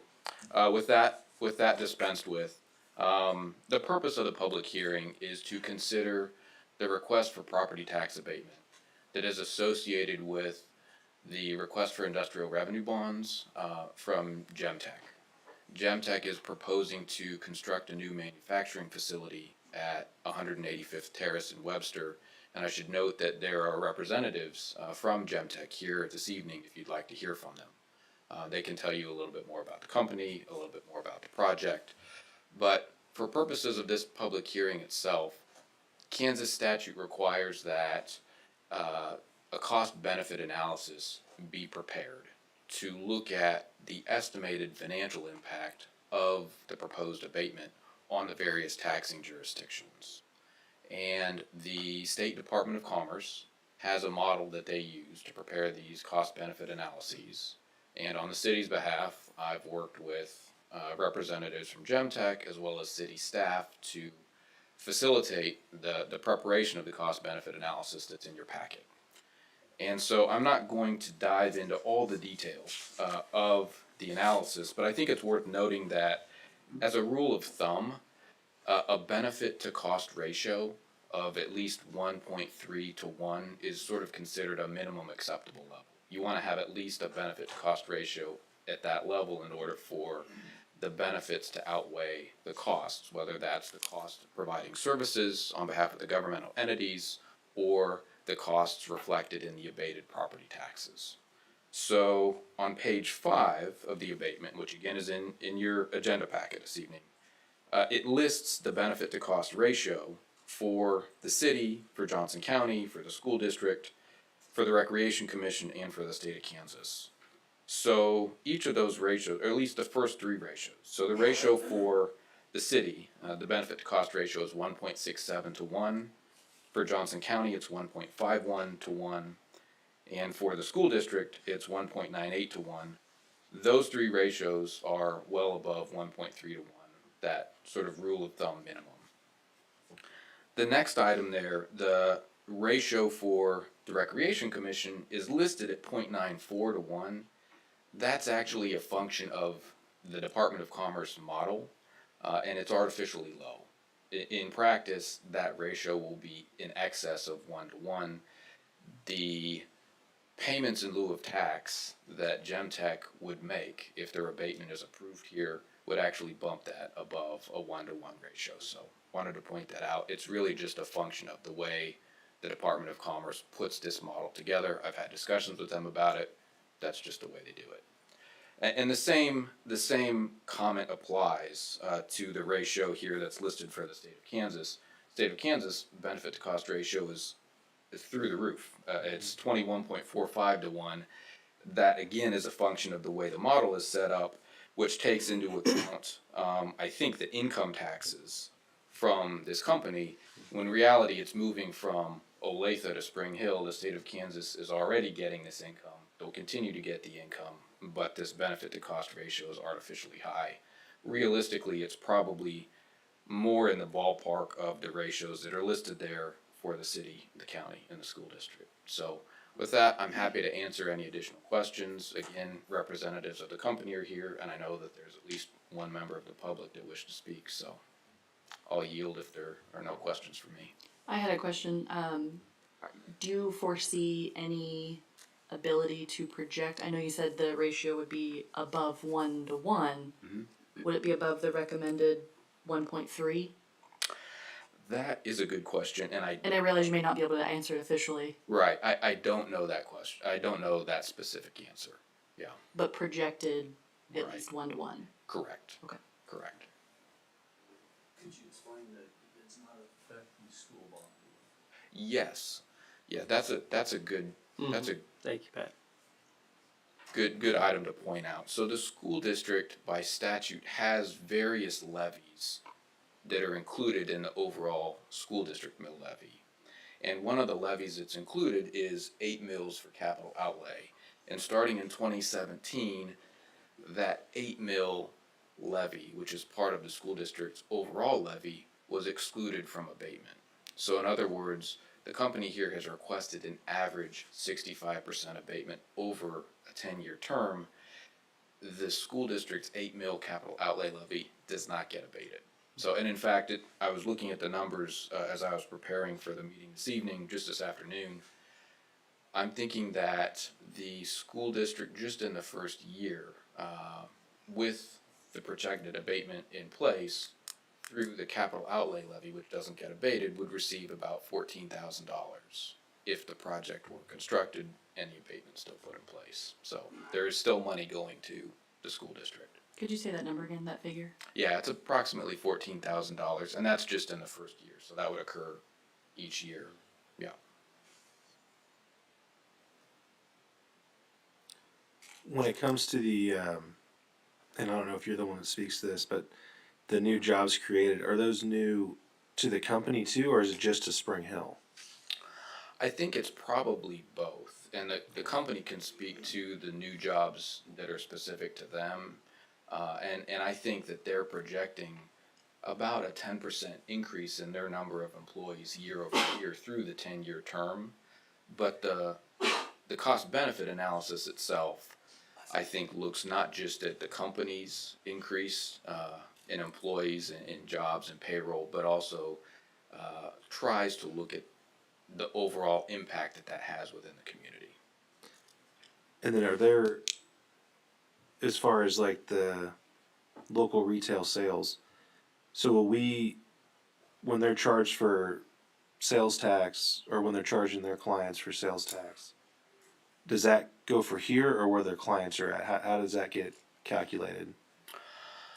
That's another good question. I think it depends on where the point of sale is considered to occur under. So where do they consider the point of sale for this particular company, or is it something they? That's something the company may be able to tell you. Yeah. And I think that probably most of their sales are wholesale. They're not retail sales. Oh, okay. So there's not going to be. Okay. Right. Okay. All of the company's sales Okay. are wholesale. So really, the benefit to the city, the primary benefit, I think, is the increase in the property tax base itself from the value of the improvements, and also, I think,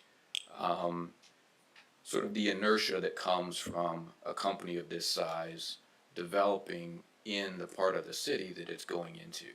I think the idea is that that would spark some additional interest, some additional economic activity up there of various kinds. So that's part of sort of the spin-off benefit of doing this. Mm-hmm.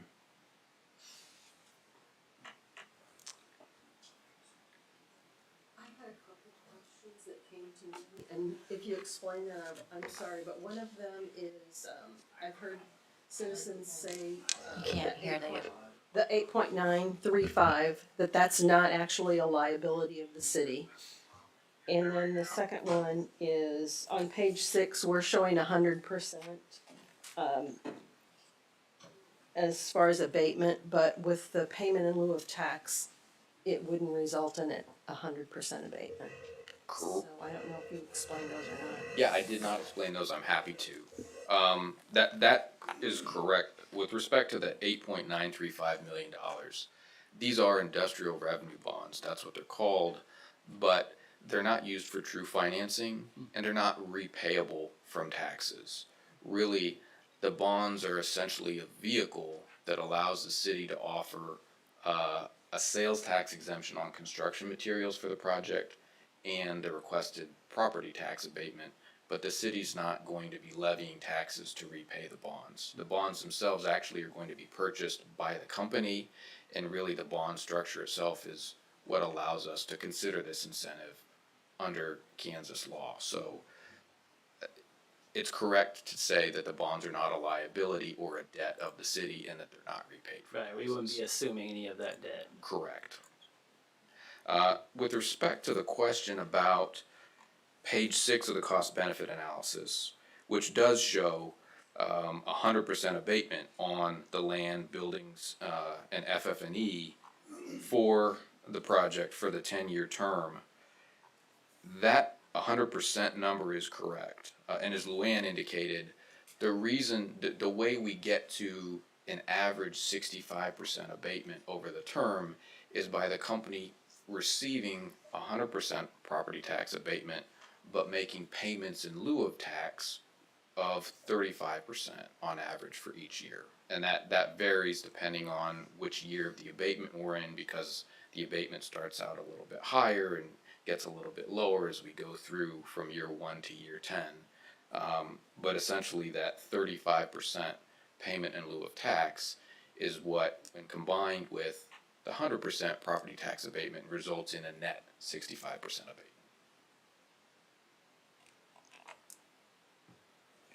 Is the entire project the 8.9 million? Yes, that includes the cost of the land and the cost to construct the improvements. And it doesn't say in here, I don't know if we get that information out, but do we do the bond for that much so that they can get 100% financing, or is it Do we just know kind of the terms? We don't know how much is being financed.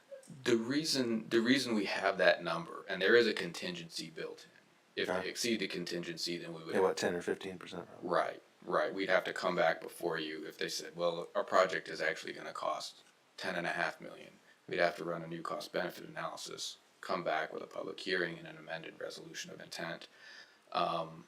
But I think the premise of your question is, yes, they do need to finance 100%. I say finance, I use that term loosely. They do need to show that bonds are issued in an amount equal or So 100% of the more than project. the project, yes. Otherwise, it can't be abated Okay. in 100%. Yeah, that's what it looked. I was like, well, is UMB financing 100%, or are they, is there some skin in the game too, so that we have, a little bit of equity with. Right, and that's a question that the representative of the company could answer about the terms of the UMB loan. Okay. That is going to provide true financing. Yeah. Or a portion of the true financing for the project, where the bonds are really just sort of a structure that we put in place for the incentive. All right. When it says in here callable at any time, does that mean if at some point they want to call the bond, or we want to call the bond, or if they want to pay it off, or what's the? It would be callable at their request at your direction. So really, you wouldn't call the bond early. It would be the company asking to do so. Okay. And Yeah. that's right, or the financing. Yeah, or the bank. That's true. That's true. And really, it's callable at any time. But if they call the bonds and pay them off sooner than the 10-year abatement has run, then they're no longer eligible for that abatement. That was kind of my question. That's right. They get to keep the abatement if they call it. They do not. So the bonds have to stay outstanding for each year of that 10-year term. And I assume similar to the other abatement that we talked about recently, it could be transferred if they were to be bought out, or. Correct, but you would have to approve it. And then it comes to us for approval for that. That's right. That's right. You'd have to approve that. And it wouldn't extend it. It would be an assumption of Yeah, assumption whatever of the the balance current- of the okay. loan is. That's right. All right. That's right. Yeah. Thank you. Just a few, thank you. They're bringing in 65 employees. They're looking at, before the term limits of this, that they would probably be up to around 95, 100 employees. It also does put a good workforce in that area, excuse me, to support other types of businesses, commercial businesses, food, fast food maybe in that area. A lot of these are just 30-minute lunch breaks. So we look for, with the development in that area, more and more faster food type organizations to look in that area. And that is one thing that a lot of them bring up. To answer your question on the callable and all is, lending institutions are not allowed to carry or not pay taxes. So if it was repossessed, there has to be some sort of method in there for that bank to be able to pay it off and still stay within the guidelines of the banking. Mm-hmm. So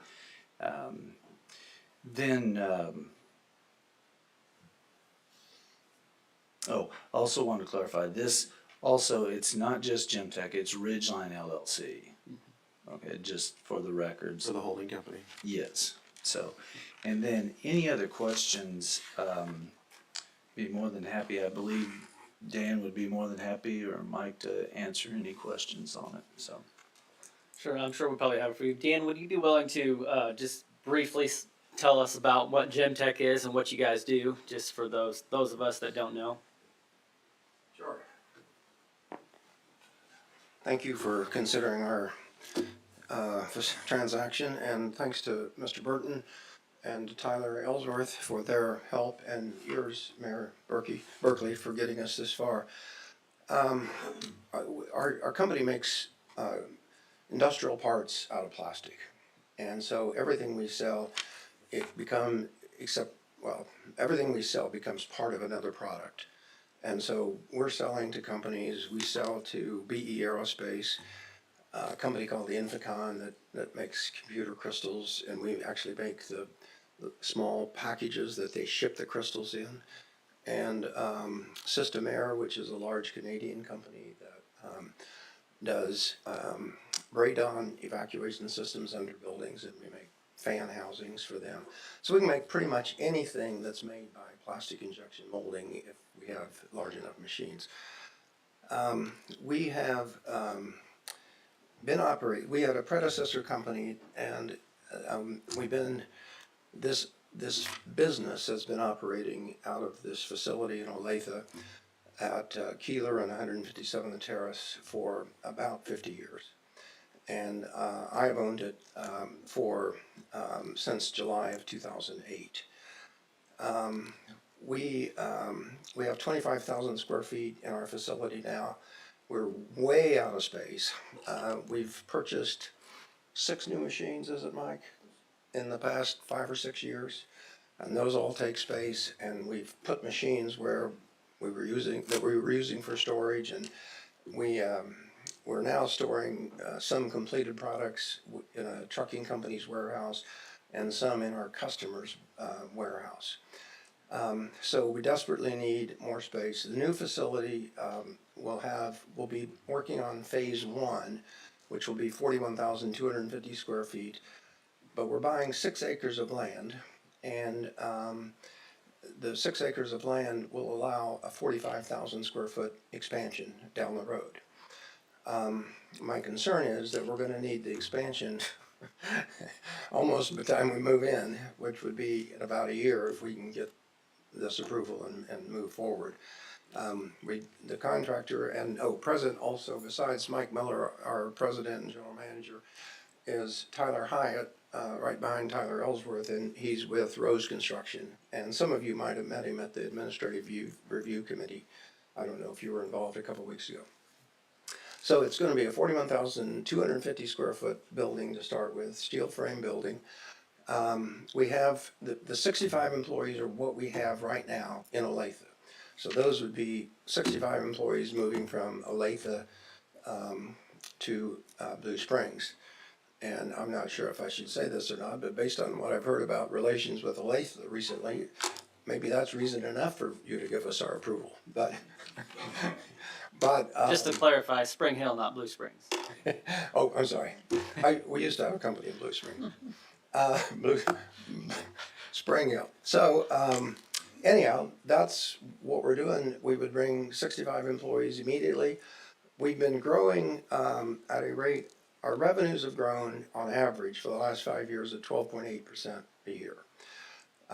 Just projecting out future employment at 10 to 12% growth a year, we get up there pretty quickly. We'd be up to 100 employees probably in 3 or 4 to 5 years. So we expect considerable continued growth. We never had actually a sales and marketing function for our company until 2 years ago, and we've added that, and it's gone really well. And we continue to get in contact with new customers. We've added about 2 or 3 new customers. We've added considerable business from existing customers who have more products and look to us to make them for us. So I think the future is good, and we'd like to be right up there at 185th and what street is this? Webster. Yeah, sorry. So can I answer anything else or address anything else for you? As far as revenue goes, where are you guys at now, and what do you project to be at in the 10 years that you are looking for the abatement? We are at, we finished last year just under 6.8 million. Okay. When I bought this company in 2008, it was in bad shape, and it had 2 divisions. It had a metal fabrication business making metal parts, and a plastic injection molding business making plastic parts. The metal side of the business was really in bad shape, so we shut that down. The revenues from the injection molding business in just before 2008 were $600,000. So last year we ended with 6.8 million. Our budget for next year is is $7,670,000. And the following year will probably be more like 8.4 million, which is actually a little higher than's in the paperwork. So we believe we can sustain this growth if we have more space. I mean, we're gonna be at the point very quickly where we need more machines, and we just probably can't find space for more machines in our building. But I think it's likely that once we can get into the new facility, we'd be looking at 1 or 2 new machines then. I think we have a total of 14 machines, right, Mike? Ranging in size from 55 ton to 500 ton of force that can, hold the mold together and inject the plastic into the cavities in the mold. Okay. Anything else? I don't think so. I don't think I have any more. All right, thank you, sir. Okay, thank you. Mr. Burton, did you have something else? Yes, I just didn't want to talk him before we run Dan over. He doesn't look like he can get around too well today, so getting better though. Some of the circulatory factors that we'll see revenues from this is their machines use electric, a lot of it, and we have a franchise fee agreement with Evergy. So every month we will be receiving franchise fees off of a large electric user. So those are some of the factors that you really can't put into these analysis, but we look at it. On the community development side, especially finance also looked at it. So there are some other benefits that will be coming around. Community development, obviously, employment out in that area, daytime. We already have a base for nighttime,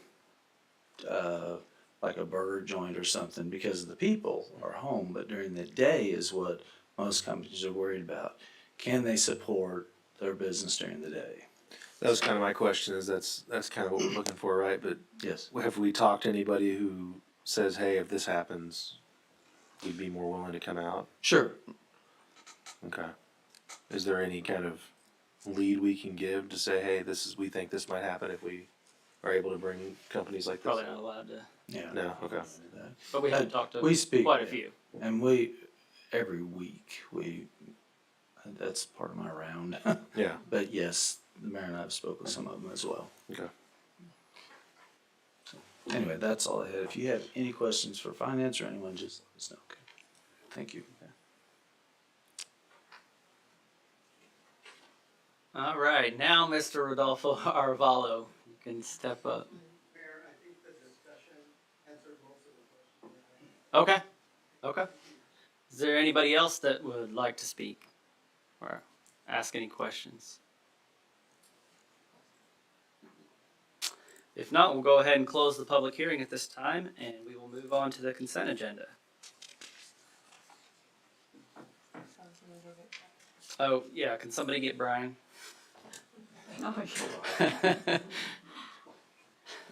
Just sitting out in the hall.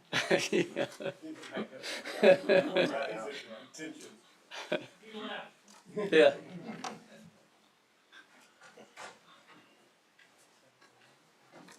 For those online, we're gonna wait just a second for the member of the council had to recuse himself, so he's on his way back in now.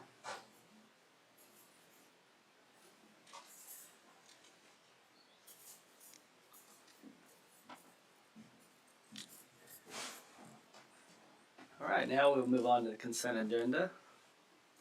And I entertain a motion to approve the consent agenda as stated.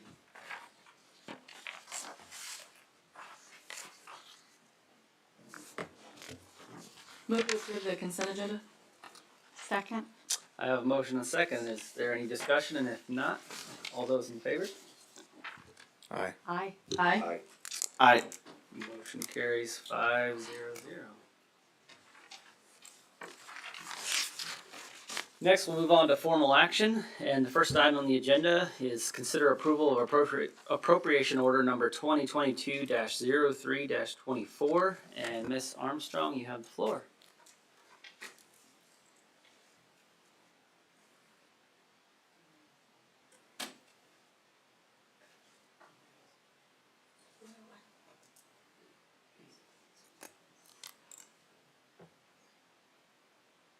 Okay. Typically, they don't call on me for this one.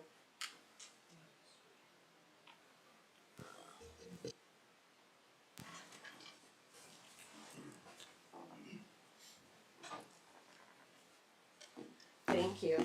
Sorry for my confusion. You're good. The appropriation order, I'll give the total of $483,527.73.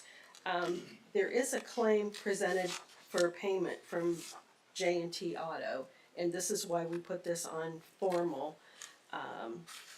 So that claim is $107.35. So if I could get a motion to approve the appropriation order,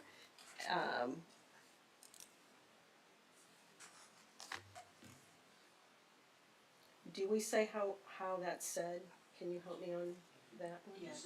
I got it. Okay. Yeah, we got it. Got that, okay. And if you have any questions about the appropriation order, feel free to ask. I'll make a motion to approve the appropriations order. Second. Do we need to list it? We probably need to list out the. Do we need to say what it is? Yeah, probably. I'll make a motion to approve appropriations order number 2022-03-24. Second. I have a motion and a second. Is there any discussion? Not all those in favor? Aye. Aye. Aye. Is this a formal one where you need to call the roll? No? You just abstain. So the entire thing? Councilmember, I'm not sure what, you just abstain as relate to the item for J&T Auto. Just as we have every other time, I don't know why. Well, it's normally called withdrawal though. That's the only reason I'm thrown off. You're right, that is how, That's okay. that is how it's done, you're right. It's, everybody's, Or do you want to, would you prefer to do it this way then? I think she's gonna roll call. I can do that, sure, I'm so sorry. Out of practice. Okay. Mrs. North, Yes. Mr. Van Houten. Mrs. Roth. Yes, that, with me partially abstaining to any invoices pertaining to J&T Auto Service. Mr. Peel, Yes. Mr. Young. Yes.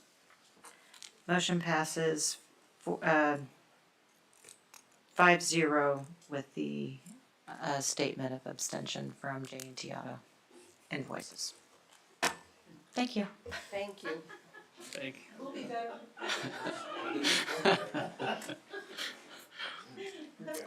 All right. Next item on the agenda, we'll move on to consider a board appointment for Spring Hill Parks Board. And I would like to go ahead and appoint Mrs. Karen Lingenfelter to the Parks Board. And she has a long history of horticulture. And I think she'd be a great asset for the city and great asset for that board. So if you would like to step forward and take your oath, that would be great. We need a motion. prior to the, I entertain a motion. to approve the appointment. When would the term be ending? It is a 3-year term. Oh, 3-year. So 2025. Yeah. I move to approve Mayor Murphy's appointment of Karen Lingenfelter to the Spring Hill Parks Board for a term ending in 2025. Second. Got a motion and a second. Is there any discussion?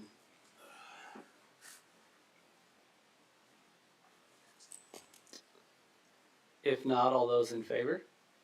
Aye. Aye. Aye. Abstain. All right. Appointment carries 401. And now if you want to step forward and take your oath. Yeah, come on. What's going on?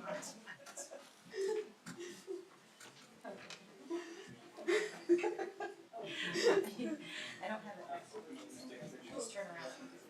Look at you. Yeah, you can look at me. It'll be hard. And you can raise your right hand. Okay. And you're just gonna, whatever I say, just repeat, okay? This could get me in trouble. I've known her for a while. Yes, it's glad to see you. Okay. I state your name. I, Karen Lingenfelter, Do solemnly swear do solemnly swear that I will support that I will support the Constitution of the United States the Constitution of the United States and the Constitution of the State of Kansas, and the Constitution of the State of Kansas, and faithfully discharge and faithfully discharge the duties of the duties of Park Advisory Board member Park Advisory Board member for the city of Spring Hill, Kansas. for the city of Spring Hill, Kansas. So help me God. So help me God. Okay, congratulations. Very Thank you. good.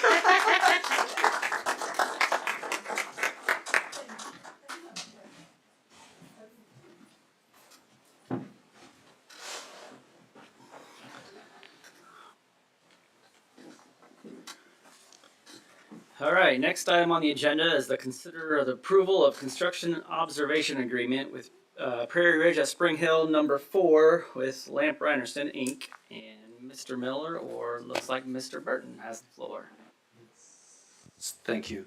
Mr. Miller was not able to make it, and I've been involved in it. So this is a observation approval for the fourth phase of Prairie Ridge.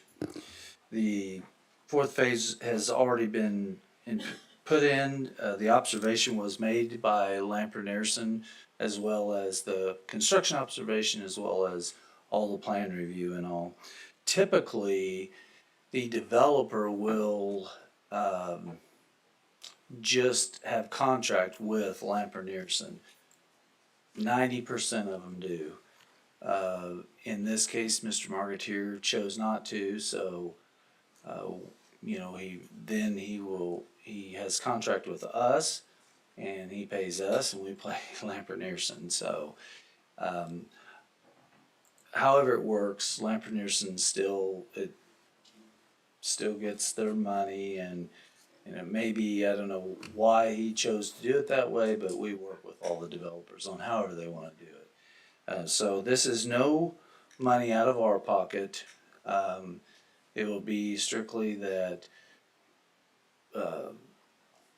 Don Marketeer, which is the development of Prairie Ridge, will pay us, and we will pay Lamper Nearson. So there's, like I said, there's no budgetary impact on the city whatsoever. And staff has gone over it, and it's an amount of $33,572. And this has been completed and finalized. And was that like an immediate transaction? So it was just transaction to us, and then it was pretty quickly transaction to them? Right, we will. It has not yet. Okay. We have to get approval first that it's okay to do the Right. system. A lot of times in the past, we would just do it and all, but we want to make sure that everyone knows that when you see that comes across the appropriation order, we are getting paid back for it. So in most cases, what we do, it's like excise tax. We receive the funds first, and then we will pay the bill. And Lamper Nearson's well aware of that. This is the second one that we've ever had to do this. There's essentially no benefit or cost or pro or con to doing it this way. It's just it's essentially verbiage in a contract that says we're going to do it this way as opposed to the other way. Right, and I don't know if it's personalities or if it's a tax way that things are set up tax wise or however. We've had to do it a couple of times, but not very often. Is it a lot of work for the city staff does it impact us much? Not really. I mean, we just, we just get the bill, we pay it after we've received our billing. And I spoke with Don Marketeer about it. He'll just bring us in a check, and so it's really not a lot of work on, it's absolutely no work on me, so. Except telling you about it, so anyway. I think this might be a personality conflict. Or,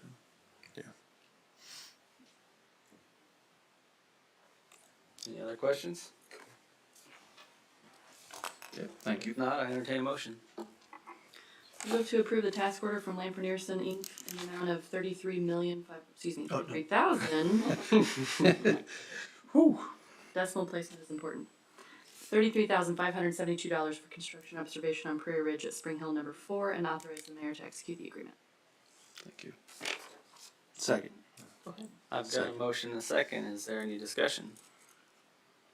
If not, all those in favor? I Aye. Aye.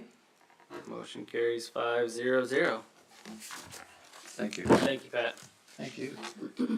Next item on the agenda is to consider approval of resolution number 2022-R- and I don't have the next number. Consider resolution designating financial depositories and authorizing the mayor. No, well, that's We're not doing that one. we're going. Oh, that's the one we X'd out of there. Sorry. Alright, so the next one is consider approval of resolution number 2022-R-04, resolution of intent for industrial revenue bonds and approving the form of payment in lieu of tax agreement, pilot for Ridgeline Gem Tech LLC. And Mr. Burton, you have the floor. Sure, we've real quick. This is number 8 that I said I was gonna Abstain from. recuse from. Recuse. So I will be recusing myself, and don't forget to Don't send forget. somebody to get me.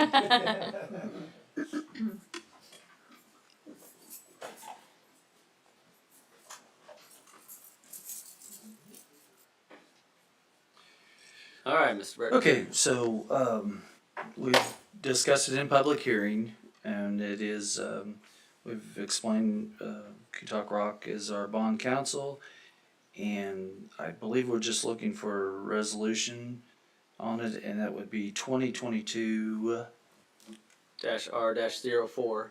R-04. And any additional questions or clarification, we'll be more than happy to talk to you about it. I don't have any. I think we went over it pretty thoroughly, but does anybody else have any other questions? Staff would entertain the If passage of resolution. Alright, if not, we'll entertain a motion. I'll move to approve resolution number 2022-R-04, determining the intent of the city of Spring Hill, Kansas to issue industrial revenue bond in the approximate principal amount of $8,935,000 to pay the cost of constructing and equipping a commercial facility within the city and approving the form of payment in lieu of tax agreement in connection with the property tax exemption for the property financed with the proceeds of the bonds for Gem Tech LLC. That all of it? I have a motion and a second. Is there any additional discussion? I did have one last question, of course, now that it's down to Sure. the wire. Yeah. The equipment purchases, I have no idea what the cost of these equipment pieces are. I'm assuming the equipment that's existing in use, are those going, I don't know if they're too expensive to move. Are those going to be moved to the new facility? All new equipment being purchased?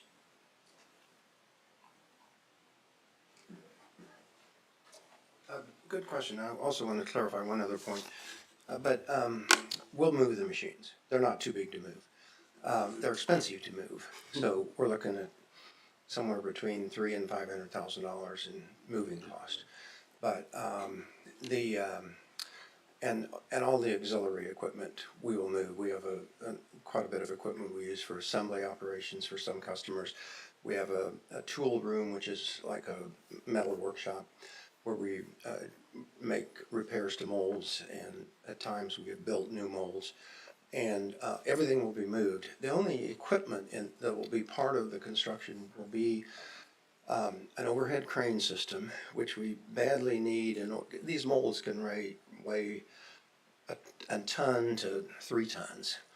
And so the safest way to handle them was this overhead crane system. And then also the machines require treated water, so there'll be a water treatment system and then piping of treated water to all the machine locations. And we'll have a number of additional machine locations on top of the 14 that we need immediately. And so the overhead crane system and the water treatment system and associated equipment is most of the equipment in the new building. Mike, am I missing anything else major? I was gonna say, it looks like it's all part of construction costs, not actually broken out as equipment. Yes, we're not budgeting here for any additional equipment Yeah. except what really is part of the It's construction. really fair. Okay. The clarification I wanted to ask mention is that we have 2 companies. And that was mentioned earlier. They're actually sister companies. My wife owns the other company. We've just kept ownership of the real estate separate from ownership of the operating company. So the company Gemtech is the operating company, and it has the employees. Ridgeline is the name on the application, and it's Ridgeline LLC. My wife owns 100% of it, and it is the one building the building, and will then lease it to Gemtech. I don't think that makes a lot of difference, but technically the motion should. I was gonna say, I think the bonds are technically being bought by Gemtech though, right? Or being, yeah, oh, they are? Cause I'll say on here it says Gemtech was buying them. Is that correct, Tyler? And Pat? So we probably need to change that. The reference to Gemtech in the caption and in the motion for the resolution is correct. That's really just for reference. And there is a reference in one of the recital paragraphs at the beginning of the resolution of intent that does state that Ridgeline is actually going to be the company that the city essentially is contracting with for the bond documents. On the application, so that part doesn't matter, cause it says Gemtech will purchase the bonds. Oh, in the application Indicate itself? proposed marketing, so that was probably prior to creating Ridgeline.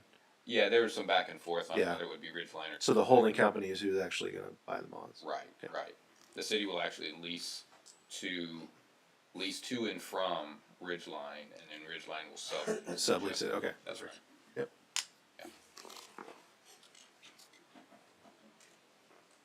Thank you, sorry. You're good. You have something more, Pat? No, I'm just. Okay. Because they're All right, just- now I entertain a motion. We already. I'm sorry. We already entertained a motion. Is there any? We have a second, right? Yep. We have So I got a motion and a second. Any further discussion? All right, all those in favor?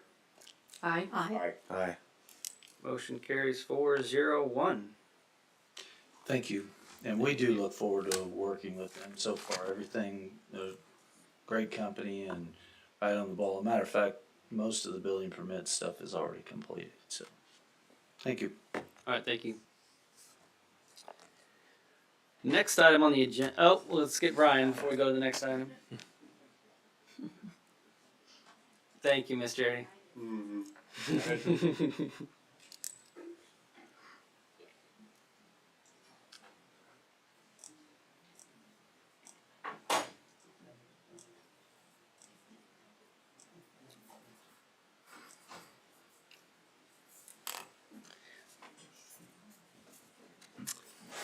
All right. Next item on the agenda is the consider and authorize the transfer of the 2021 budget surplus from general fund to the capital projects infrastructure or CIP fund and the equipment replacement fund. And Ms. Armstrong, you have the floor. Thank you. I've got 2 items, and these are both transfer items. Yep. Okay, thank you. Thank you. Last council meeting, we talked a little bit about our projected budget surplus. And with this agenda item, what I'm going to do is recommend that we move a portion of what we're projecting to carry over from our 2021 budget, move that out of the general fund and into some of our project funds. So we are forecasted to end 2021 approximately $1,100,000 under budget. So my recommendation is to transfer $800,000 of the budget surplus out of the general fund, and 600,000 of that would go to our capital projects infrastructure fund for undesignated future projects. What that would mean is we would have that money in our fund and it would be available for council to use at their discretion. And at a future projects to be voted upon. Then the What was that amount again? a total of $800,000.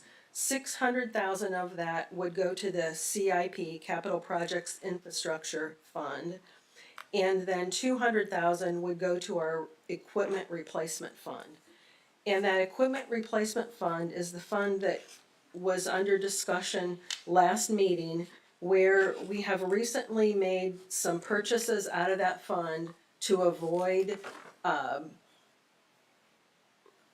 loans, or we call them the lease purchase agreements. So at the end of the year last year, we used that fund to purchase three police vehicles, and then we've actually authorized then some public works vehicles. And so this will replenish some of that fund and make those funds available. Now, I did say that we had $1,100,000, and so we're recommending 800,000 in transfer. We could actually transfer more if you felt that you wanted to move more out of the general fund, but we are beginning this year with a little bit uncertainty. I think we've got some increases that we're projecting in our insurance that we didn't actually anticipate. There maybe are a few other things that we didn't anticipate as they come into this year. Our budget objective is we want to match our current year revenues with our current year expenses. And so theoretically, we could move it all out because our budget, if we're on budget, we will not need to use any of our carry forward. But in the event that we do need to use some of it, I didn't propose to move it all out, but I will leave that up to you. With that, I'll answer any questions that you might have about the transfer. So that 200 kind of alleviates some of the conversation we had last meeting about the 180 that we approved, which that's good. Yeah. The 600, once it goes to CIP, is it able to come back out if it is needed, or once it's there, is it stuck kind of in that? Those are project funds, and I don't like to say this word, but they are unbudgeted funds, if you will. We budget them, but we budget all of the money that's in them out. So we are more able to use that at council's discretion. Our general fund, when we adopt our general fund, we're essentially adopting an expense cap. So we adopted that cap last year. And even though we may have more money in the fund, even though we may receive more money, we are unable to use it. We are unable to go over that budgeted amount without a budget amendment. So this gives us ability to use that money towards. Can we use it towards debt pay down and things like that? Yes. Or does it have to go to an actual project? No, it can go to any item that the council authorizes. Yeah. And I do have copies of the report that I had given you last week, or last council meeting, the one that we call our snapshot, I believe. But the same one, I've not changed it at all. But if you look in that document, it shows what these project funds are and how much money we have in them. In 2020, we transferred $600,000 from the general fund into a project fund for an undesignated future project. And that's still sitting there, and you can see the balance of that money in the project. So all of the money that we transfer out, it doesn't really disappear, it's there and you're able to use it. Mm-hmm. Yes? And it builds, as long as we don't spend it, yes. Yeah. Just a couple items that I really want to stress on this is that, and you may not know this, but we were one of the very few municipalities that actually did revenue neutral. And was still able to, through the work of finance and all the departments, still able to have this carryover of $1,000,001 or two. And then also, like Luann said, it wanted to make sure that everyone understood is the budget is going to support itself. So the $750,000 that was used to be the carryover that was rolled back into the budget and to keep, anyway, it is not doing that. Well, this is outside of the reserve, that 750. That's reserve. correct. So That's this what is I'm actually- getting at. Yeah, this This is is more Above and beyond that. above and beyond. Yeah. And so I think the overall finance staff has done a really good job in a very, very short amount of time. One budget cycle. Yeah. In correcting some things and went revenue neutral. And we were at a meeting not very long ago and About a month ago or so. yeah, and one of the ministers said, well, no one went revenue neutral. Yeah, we did. We're still there too, so. They were like, what? Thank you. Any additional questions? No. No, I think it's pretty straightforward. Okay, so with that, if someone would like to make. And with that, I entertain a motion to Is that for 9, right? Number 9?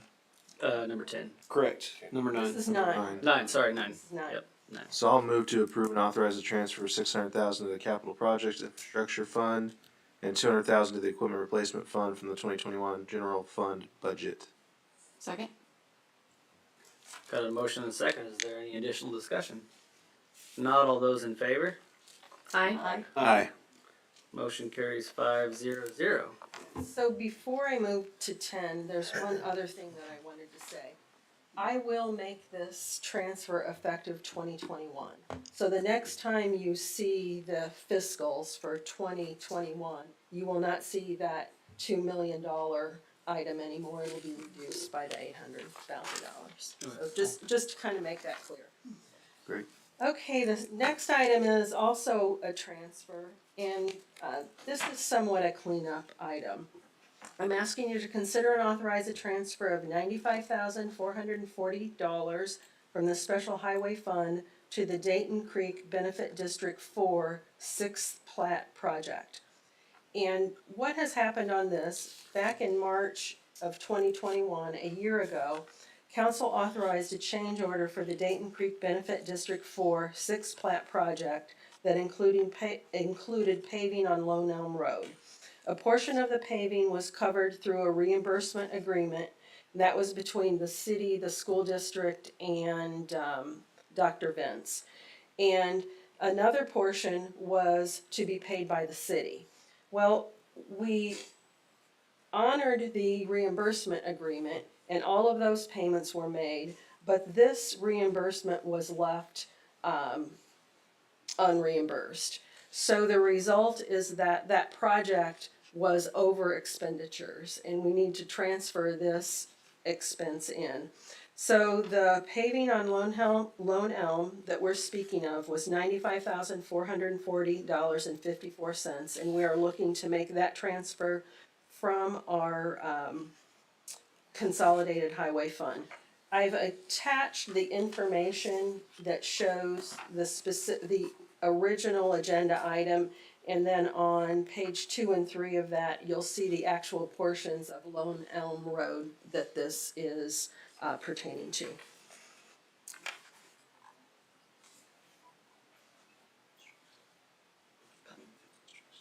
Okay. So also what we are looking at on this is that benefit district it's still under temporary note. Correct.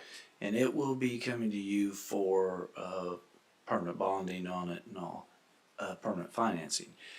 We're also looking to see if there is a way that we can place this in the benefit district, and then the benefit district would pay this money back to the special highways fund. So just to let you know, it's not a total done deal. We still may be able to recoup those costs. And just to let you know, I think it was a bad overall, or the way it was structured back then. So we won't let that happen any longer. Nope. Does anyone have any additional questions? I was Is it- wondering, where does the special highway fund come from? Special highway comes from the state. It starts out at fuel tax. And we receive approximately $200,000 a year into that fund. Thank you. Thank you. The it says it was for paving on Lone Elm. Is it correct that the work's been done? The Or work the paving's was done. completed. That's correct. And what happened on this is we had contractors, there were contractors that were inside of Dayton Creek doing some work. And so what happened is they did a change order and they added that work to the Dayton Creek project, even though that Dayton Creek project should not have been responsible for the payment. And then they made agreements for the various responsible parties to repay that work.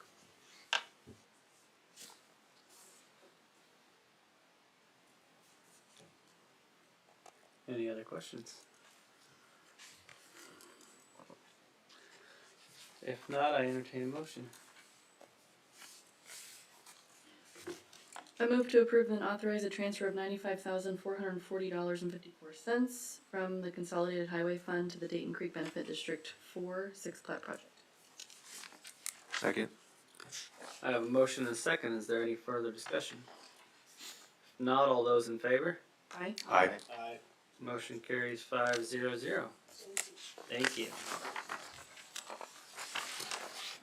Next, we'll move on to item number 11, and that is to consider the approval of the Aquatic Center slide repair. And Mr. Messer, you have the floor. Good evening. This is an issue that we've been studying, trying to bring the aquatic center back up to a little higher standard. From what I understand, this lazy river tube slides have been out of service for up to 7 years. It's all detailed in the report, but basically the vinyl did not hold up. The vinyl was a new process to try to do this. Every time there was a tiny rip, the pumps that pumped the water got up underneath it and ripped it bigger. Every year they tried to repair them. So we started thinking outside the box and saying, well, why don't we just look at something else? And what we settled on was an epoxy coating. And we talked to 4 or 5 vendors. Most of them thought that it would work. One of the concerns was if we change the type of material, maybe it'd be too fast, but we have variable speed pumps. We can slow that down if we have to. Another concern was that we're changing the type of material, but the vendors I talked to said this is a common repair. So we also looked at a very expensive option, which was to put a plastic slide in there, a fiberglass slide, build a tower, tear them out, but we felt that was too expensive. So what we selected the epoxy solution. We got bids from 3 different companies. I also added in there an additional $5,000 contingency to the high bid, because when you tear off the vinyl, we don't know if there's cracks under there. The concrete is in pretty good condition, everything I've seen. They're just gonna go in there and sandblast it, and then 3 coats of epoxy, and pretty much we'll open that back up. There was also some other areas that were closed down last year. We expect to have it fully open this year, if we can do these repairs. But like I said, it's been about 7 years. So some of the alternatives we looked at, keep this slide closed for another year, return the research back to us to look at it some more, or accept a $37,647 $5,000 bid from Ensco, and authorize another 5,000 as a emergency if we need it for this project only, if we find cracks for change orders. Let's see, our recommendation is accept the bid and do the authorization for a total of 42,647. We will get onto it within, very quickly, because if we don't move forward, it'll be down for another year. We're out of time. We're right on the borderline. I talked to all three companies and said, what's the time frame? And all of them said, if we hear very quickly, we can do it. If we don't, it'll be next year. We even looked at having our staff do it, but they're not. I mean, we could sandblast, we could sand, but it would probably take us twice as long because we don't do it for a living. And so we felt this was the best option. What So, what type of warranty does it come with, or does it come with warranty? I had that in there. The warranty was, I think it was like, they expect the long term on this. I think it's a 1-year warranty on it, but the difference is with epoxy, next time around we just recoat it. Another coat, yeah. We're not gonna be doing the Tears. sandblasting, tearing everything off, but it was a 1-year warranty on their work. And then I believe I already know the answer, but it should be ready in time for opening. It will be ready in time.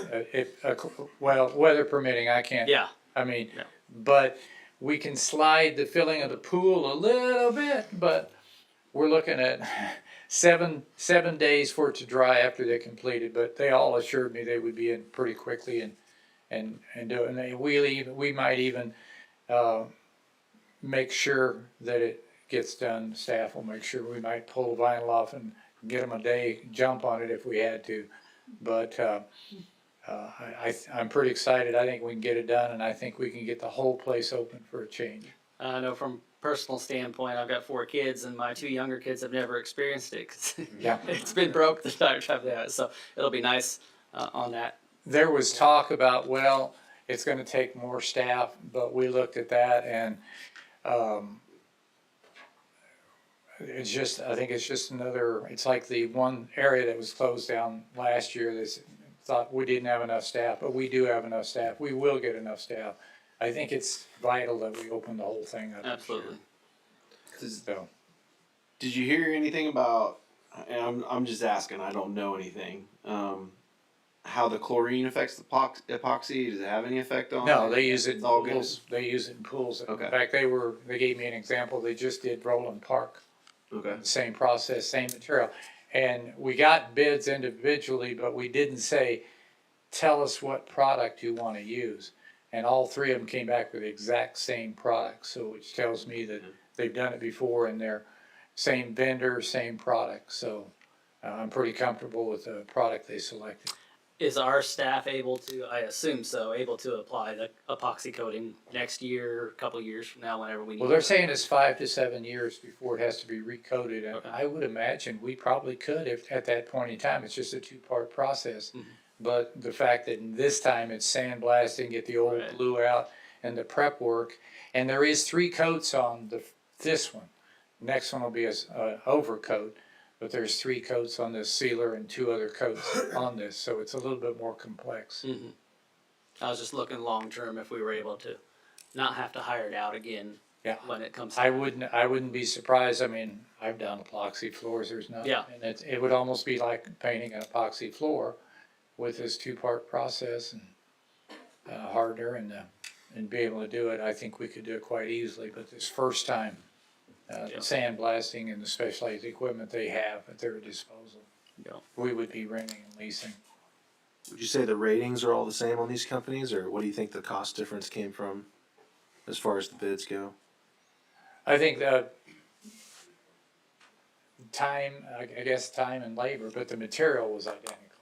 Well, I'm just saying, I mean, there's a little bit of a difference, percentage-wise, quite a bit, between the different companies. Is one, Yeah, I saw that. Yeah, like, one is it was more, high, it was Insco had the same rating or Yeah. the same recommendation from other clients or whatever research you did than the other 2 Yeah. companies? Yeah. So that's why you're going, I just don't always wanna go with the lowest bid just cause it's lowest, you know what I mean? Like, making sure. Yeah, It's still okay. I met with them on site, and Okay.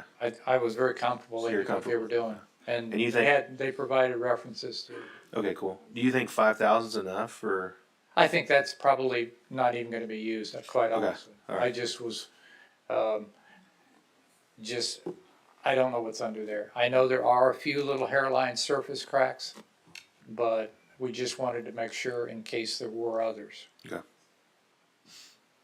I'm hopeful there's none, and it'll be that one price.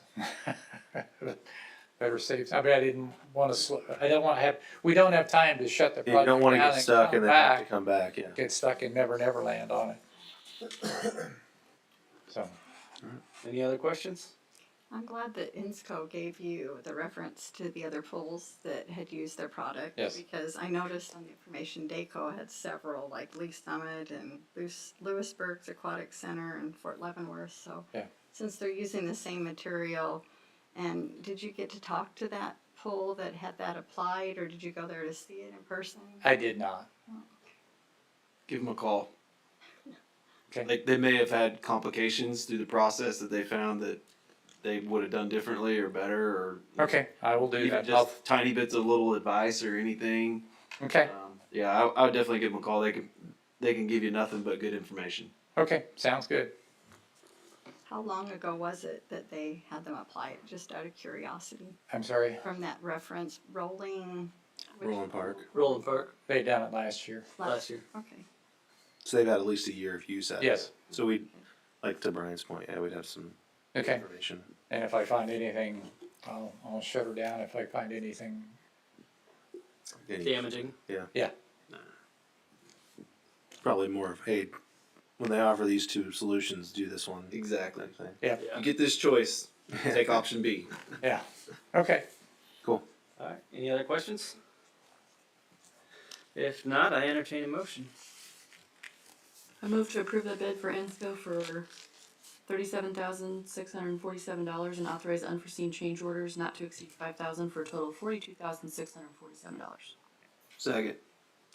Got a motion and a second. Is there any additional discussion? If not, those in favor? Aye. Aye. Motion carries 5-0-0. Next item on the agenda, number 12, is consider the approval of property casualty liability insurance with the Riley Company and Mr. Jones, or Mrs. Jones, you have the floor. Good evening, everybody. As stated, I'm here to discuss the renewal of our annual property casualty and liability insurance policy with the Riley Company. You have your agenda review sheet in front of you that discusses like the background and analysis, which is a reiteration of some of the things that Mr. Kevin O'Brien talked about during his presentation. I will point out, though, some additional information that has been given from his presentation.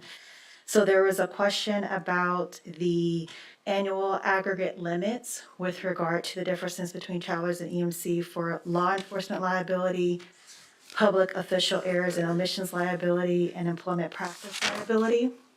So I want to make sure that you all understand that for the law enforcement liability with travelers, it is what it is. It's $1 million each claim and $1 million aggregate limit. EMC is $1 million a claim and $2 million aggregate limit. The public official errors and omissions liability and the employment practices liability, those are two separate policies under travelers as stated in front of you. But the EMC claim, they're combined into one. So for either one of those instances, it's gonna be a $1 million per claim and $2 million aggregate. So essentially what you're looking at is with travelers, you're getting a total of $3 million in coverage. With EMC, it's gonna be a total of $4 million because of that combined policy between those bottom two options there. So that is one thing to consider as we go through and talk about, what we're gonna approve and deny with regard to the policy. So, do you have any questions on that? Okay. So the possible outcomes at this point is to approve the Riley Company's premiums and terms for April 1st, 2022 to March 31st, 2023 for travelers insurance, and then to also approve or deny the supplemental pollution liability insurance.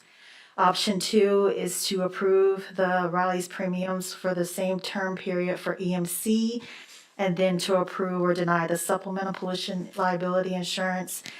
I did give the option to, for option 3, to deny the presented renewal options as well as the supplemental insurance and to make recommendations to modify. But please note that if we do this option, there is going to be a need for a special meeting this month because our term does end March 31st. So we need to have something renewed for April. And then the fourth possible option is to request more information and place the item on the next agenda. But again, that same caveat of needing a special meeting if we go that route. So, and as kind of mentioned through Kevin's presentation, the budgetary impact, as you can see, there's different factors with insurance as they increase year over year. And so the total premiums, excluding the supplemental policy, because we didn't have an exact number on that, the impact of the increase is anywhere from 9% to 15.6% increase from last year. And so as you can see on the recommendation that I put here on the agenda item review sheet is that the staff is recommending the governing body approve the annual coverage it deems most suitable for the city's needs based on the presentation given by Kevin O'Brien to include denial or approval of the pollution liability insurance. I didn't specifically put a recommendation in there because I wanted to make sure that everyone had an opportunity of clear understanding of the limits and extents of the policy. I will say, in terms of the information that I've been given and looking at everything that we have presented here, as well as my knowledge of what the city has faced, having that $4 million total limit coverage with regards to the liability for law enforcement, public officials, and employment practices, that is obviously an advantage over the $3 million with travelers. The other piece is, looking at some of the differences with EMC not providing any sewer backup, but as we've learned, obviously that is very limited with travelers anyway because it's only backing up into a building. So whether or not we're losing anything there, we've talked about that. And so with the only other thing that I want to point out that I noticed during my conversation with Kevin was the deductible piece on the earthquake, if that were to happen. We don't know, it's just in case for insurance anyway, but the deductible with EMC is going to be quite a bit higher. But again, it's more of assessing the overall risk of, do we accept that potential risk and a gain on that aggregate limits when it comes to those liabilities is what we're looking at. So, any questions? If I may, does the O'Reilly Company have a recommendation? He does not.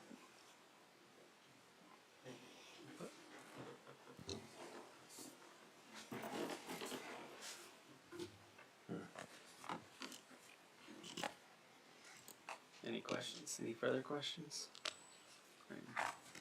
Discussion? I think you kind of nailed it. It's everybody's risk comfort level. And that's obviously what our job up here is to figure that out. My personal feeling, I'm not so sure that losing earthquake insurance or having a smaller or larger deductible there would be as impactful. Right. The flood part of it, I apologize if somebody mentioned this already. Do we have any buildings, other than the one incident that I think you had mentioned 5 years ago or so, had an issue? Right, that's the only one that's in the floodplain. In the actual flood area, yes. I mean, we do have buildings below the dam, which is obviously always a potential flood on that type of situation, dam break, whatever. But no, when the flood occurred there were some measures taken by the city to try and alleviate some of that. Now, There was another flood that occurred at the community building years ago, but most of that was due to poor grading on the existing site. And a lot of that's been taken care of. And the insurance company didn't cover it then. Luckily, there was Due to the grading issue? yes, but it was a great amount, and the Johnson County provides some funding for that out of some, I can't remember what it was, emergency declaration or something. So, but that's really the only two times that we've ever had that. Now, we do have we have like a lot of areas that are in flood plains, like lift stations and all, but those all won't be covered anyway. And just to make sure I remember this correctly, didn't you say the flood that occurred at the water, Wastewater, it was less than our deductible? I think it Yes, was. it was. at that So we time, wouldn't wasn't even it? So follow we the wouldn't plan. even. That's what I was gonna say, our deductible's so high that Yeah. it's kind of a moot point. Yeah. And my personal opinion is, I just think saving money wherever we can, if we can save money and take what I would consider a limited risk, I'm all in favor of saving the money. I think the cost is a no-brainer, you know,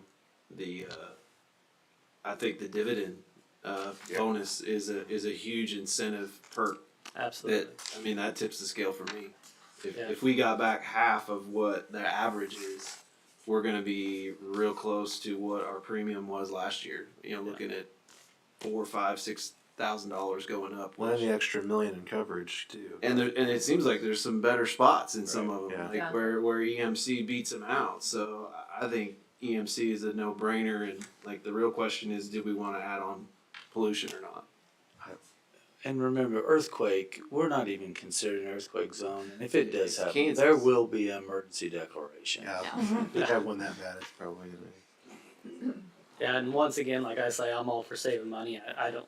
I personally don't think it's worth the benefit. I think that the risk doesn't outweigh the benefit of not having it, so. Oh. And, you know, I say the same on the pollution one. I don't. yeah, that's what I'm saying, on the pollution one, Yeah, I just don't see think- I don't see the benefit compared to the risk.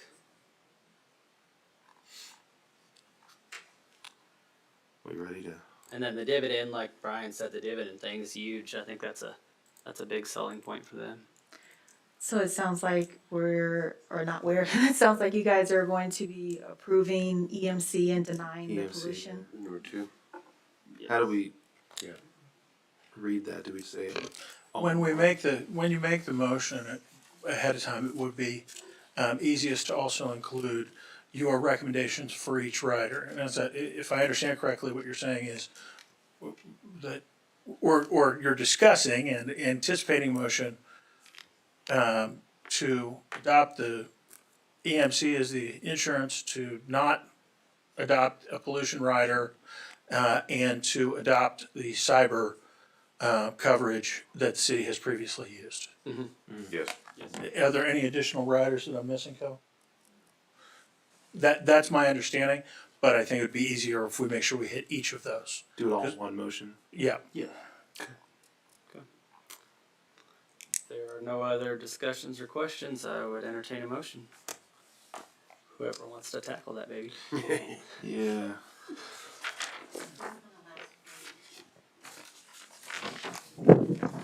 I think, You get. unless somebody else, Chad, you can. Yeah, I can try it. Here, let's see. I can walk you through one. It's here, yeah. Yeah, it's on the sheet. Okay. Yeah, I would say I move to approve the Riley Company's premiums and terms for April 1st, 2022 to March 31st, 2023 for EMC insurance, and deny the Yeah. and approve the EMC insurance and cyber liability rider and identity theft rider, and deny the supplemental pollution liability insurance. A second. Got a motion and a second. Is there any other or additional discussion? If not, those in favor? I Motion carries 5-0-0.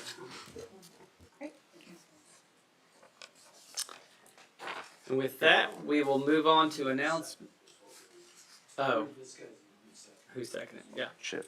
If not, we'll move on to announcements and reports. I don't have any announcements. Mrs. Roth, No report? Mr. Van Houten, No report. Mr. Peel, No report. Mr. Young. The only question I have, or I guess it's not an announcement, I don't know if this is the right time. When can we discuss using that transferred money for paying down debt? Is that trying to add that to the next agenda, or how do we? We're in the works of getting work Budget. sessions put together to. Okay. Work sessions put together, and we're working on some budgetary items and all that we'll be getting out. Luann will have a lot of information, but there's going to be some work sessions coming up. Okay, perfect. And we have There's staff a lot to about it. discuss with the Yeah. budget and things of that nature. All right, perfect. That was really all I had. Mrs. North, No report. no report. Mr. Burton, The only thing that I'd say is thank you for the pool. I know our goal is to open that and make it have everything operational, everything looking good, and the landscape back in place, everything nice, no weeds growing and things like that. We have a new facilities manager, and with Jackie guiding that, I think you'll see a large change this year in operations as well as just aesthetic value. But that's all I really have. Thank you. Mr. Dunley, Just to give you a heads up, we have particularly lucky at this time, given that we have the 3-week interval on the calendar, if I recall correctly, based on the audit.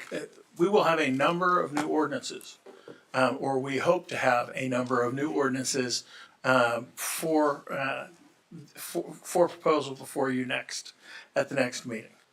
And I just wanted to give you a heads up, and we'll try to make sure we get anything that are likely to be questions about out early, so that you can feed any information back to staff. As we talked about tonight, however, if we ask you questions for input from staff, we'll talk to each other about it. Thank you. Chief Henson, No report. Miss Armstrong, No report. Miss Garrity, No report. Miss Mona Keisha, I just want to report that Miss Jones. together with our new facility supervisor, Mark Squire, and our public relations, Kristen Boxman, we've been working hard on the promotion for our aquatic center hiring for staffing. And so we're all aware of the trouble with staffing these days, but so far we've made 40 offers out to candidates. We got all of our needs for deck attendant and front desk, and so the issue is the lifeguards, and we're about halfway there for what we anticipate for staffing. So we're moving along and just thinking of creative ways to keep it going. So, Awesome. And they can be as young as 14, right, for the life, or how old do they have to be for lifeguards? they have to be at least 15 for the lifeguard. 15 for lifeguard. Okay. Thank you, Mona Keisha. And sorry, I meant Miss Jones. I said Mona Keisha earlier. I apologize. That's fine. Mr. Said Messer. it right though. So Well, I'm glad she didn't say no report, because then I would have messed it up again saying a little report. I hate to talk about my defeats, but I'm 0 for 8 on bidding on the vehicles, but we're gonna get there on these. We've all won, but we're 0 for 8, but we're still working on it. I've learned the system. I think there's some good stuff out there we'll find. Yeah, these, finding a lot of good ones. They're just going for a little higher than we want. Yep. All right, with that, I entertain a motion to adjourn and move into executive session. Yep. Do a break in between them. What's that? Do a break in between them. Yeah. Executive session. And we may take like a 5-minute bathroom break in between now and executive session, if that's cool with everybody. So, we'll take a 5-minute break and then. Well, you want the motion first? Yeah, we need to do the motion first, but I'm just trying to figure out time. So go ahead, entertain a motion to adjourn and move into executive session. I move the city council recess into executive session for 5 minutes to discuss litigation status pursuant to the attorney-client privilege exception KSA 754319 B2 of the Kansas Open Meetings Act. The open meeting will resume in the city council chambers at, 20 with a minutes. 5-minute break prior. We'll return at 9:20? 25? I'm sorry, 35? 9:35. Persons to be in attendance are Mr. Denley, Mr. Burton, and Chief Henson. How long is the executive session? 15 minutes. Yeah, Yeah. So you did the 5 minute one first. so really only 10 minutes, right? Oh, 5 minute recess and then 5 minute session. You said the 5 minute one first. so recess for 5 minutes. I'm sorry, amendment that to 5 minutes for recess. And then a 5-minute executive session to come back at 9:25. Sure. Second. I have a motion and second. All those in favor? Aye. Aye. Motion carries 5-0.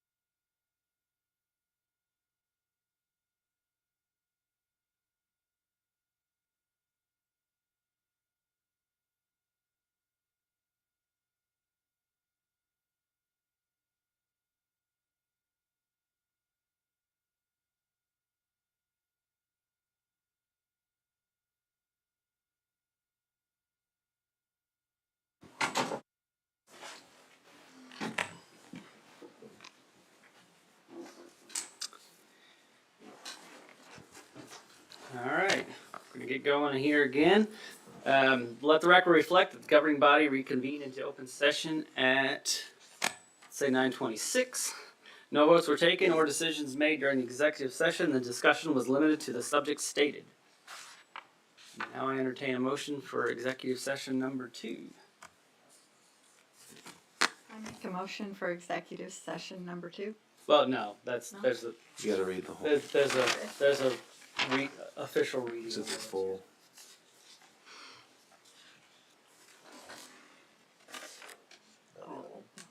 It's actually number 3. Oh, okay. a second. We combined 2 and 3, so it's actually number 3. Okay.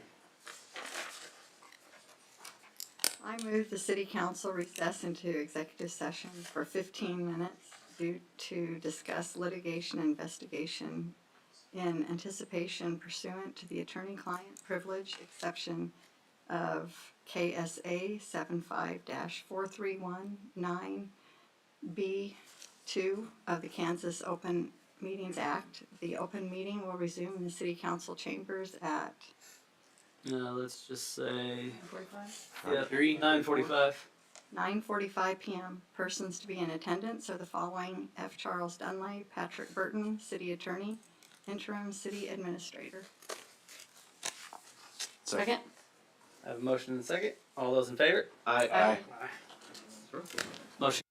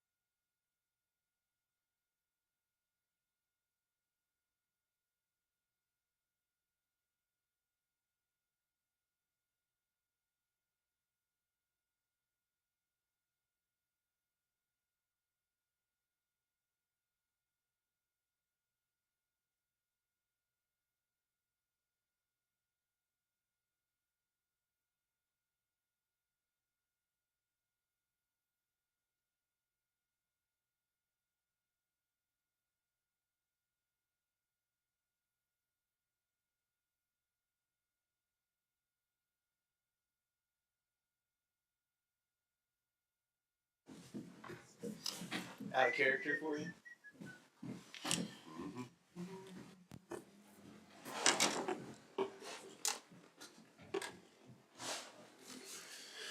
Alright, guys. Thanks for sticking around.